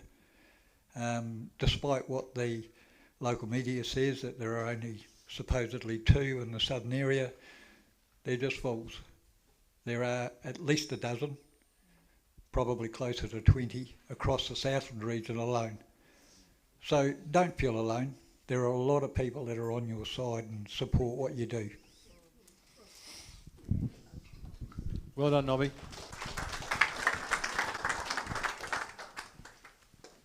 Anybody else? Are we just about done? Oh, we got a man here. Yep. Hi, bro. Yeah, all right. Some of you know me, and I bring some knowledge to this topic. What you're doing is pretty good, Julian. But it's part of a bigger picture. It's part of a bigger picture against big predatory government, big regulatory government. I mean, this is only one threat, and it's a serious one. But you've got things like the Parliamentary Council Office, which is the most effective example in the Western world of manufactured legislation. New Zealand creates legislation faster and in greater volume per capita than any other country in the OECD.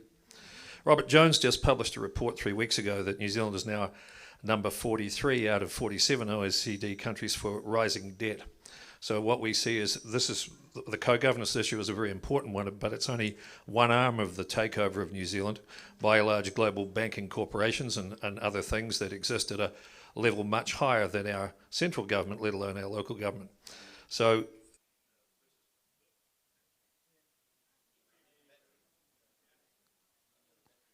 we need the second one. Okay, just keep going with your natural voice, young man. It's okay.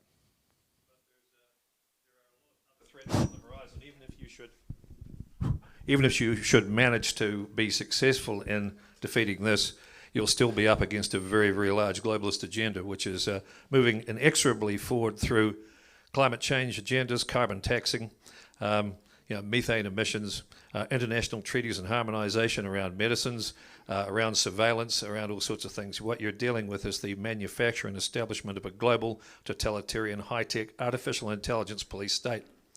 And so this is part of the battle, people, but it's not the whole battle. This is only one chapter, and you've done a great job, Julian, in your chapter.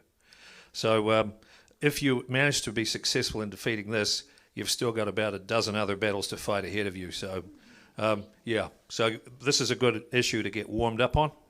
It's something that you can get your head around, but there's a lot of other stuff happening out there too, and this is a time of increasingly great danger. So that's all. Thanks very much. Good one. Thank you. Okay, I think we might wrap it up here because it's getting late, and we seem to have, So, hey, thank you for coming. Tomorrow night, same place, same time. So I hope you'll bring your friends, and you can come back. Some people have been to this session about 3 or 4 times, and they become really good at the treaty. And because I've got to get you good on the treaty so that you can detect lies from error, and you know what's happening when you read stuff out there in society about the treaty and everything, and now you know the truth. Okay, thank you so much for coming. Have a great night.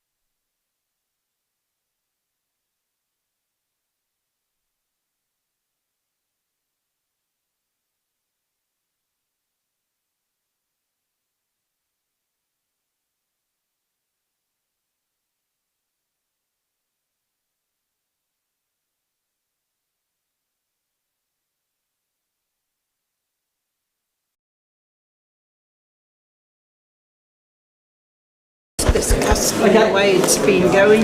Ready? Okay. Yeah. Oh, they're waiting for me. What did you think of the meeting tonight? Oh, I really enjoyed that. And it's very eye-opening. Yes.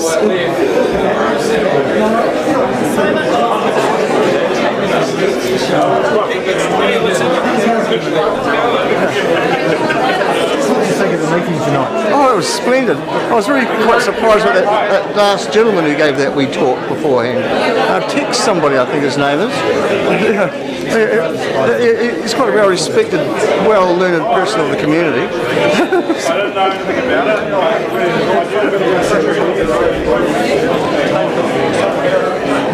Like what?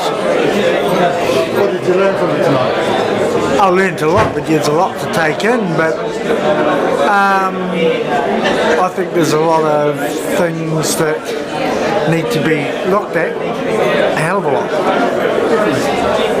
And the sooner we start, the better.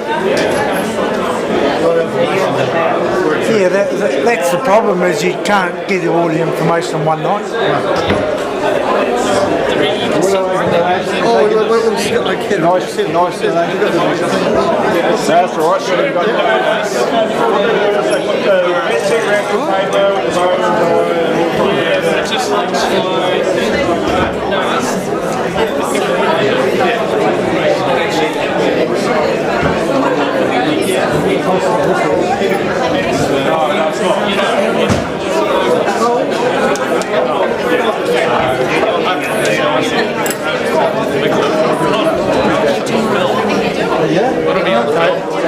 Yeah, get in front. What did you think of the meeting tonight? Yes, it was really good.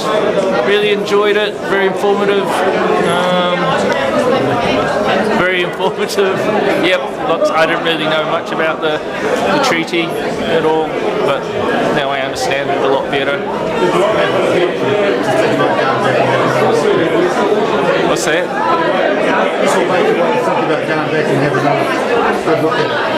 Yeah, definitely. Have a little look at it.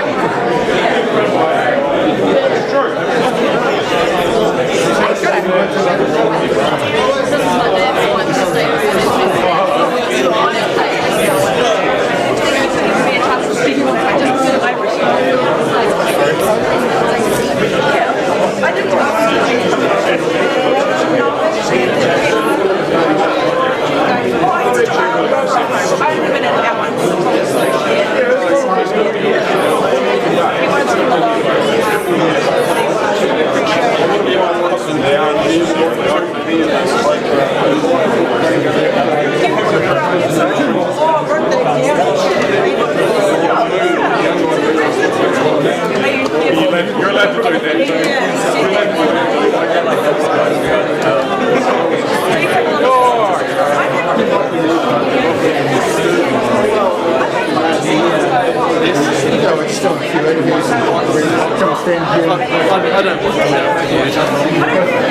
I don't want to be interviewed. It was good to learn some things. I haven't had an in-depth study of the treaty for, well, since I was at school.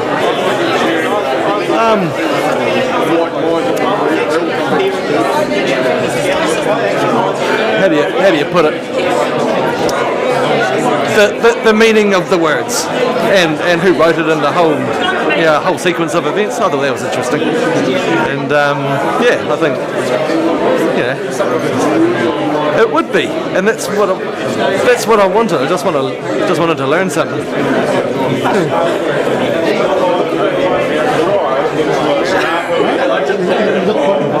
Can I? Oh, it's because I can't shut my mouth. It's like everybody, but.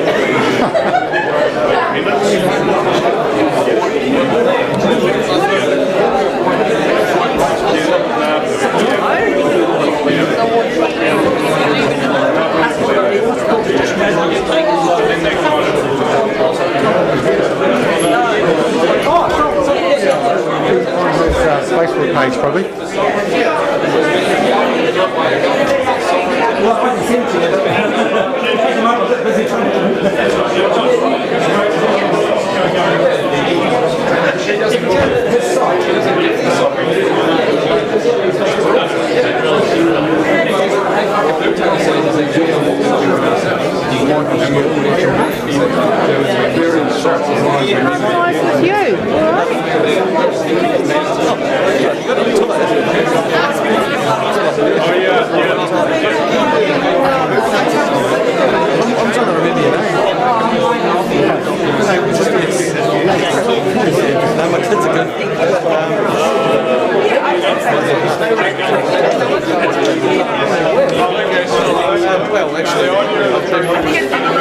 Last week it dried off, and it's been good.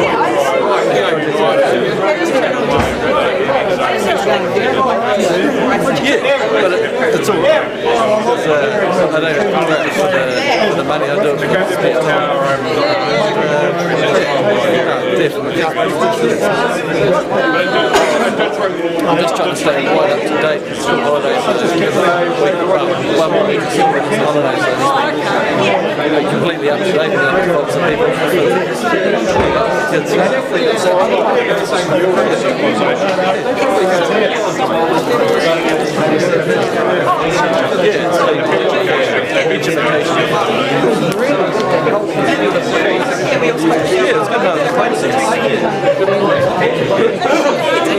always thought there was a mistranslation, but turns out that was deliberately later on.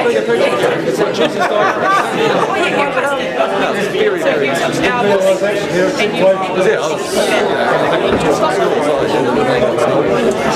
and it's like, get back to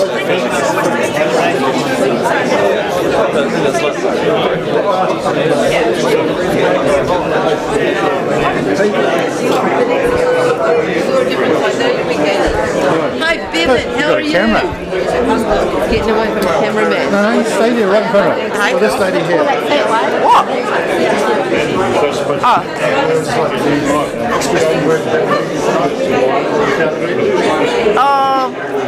Do I have to? I don't like it. It was very interesting. It was very interesting.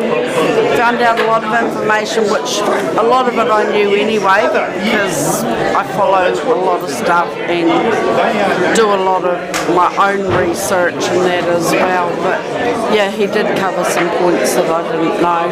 So yeah, it was definitely informative.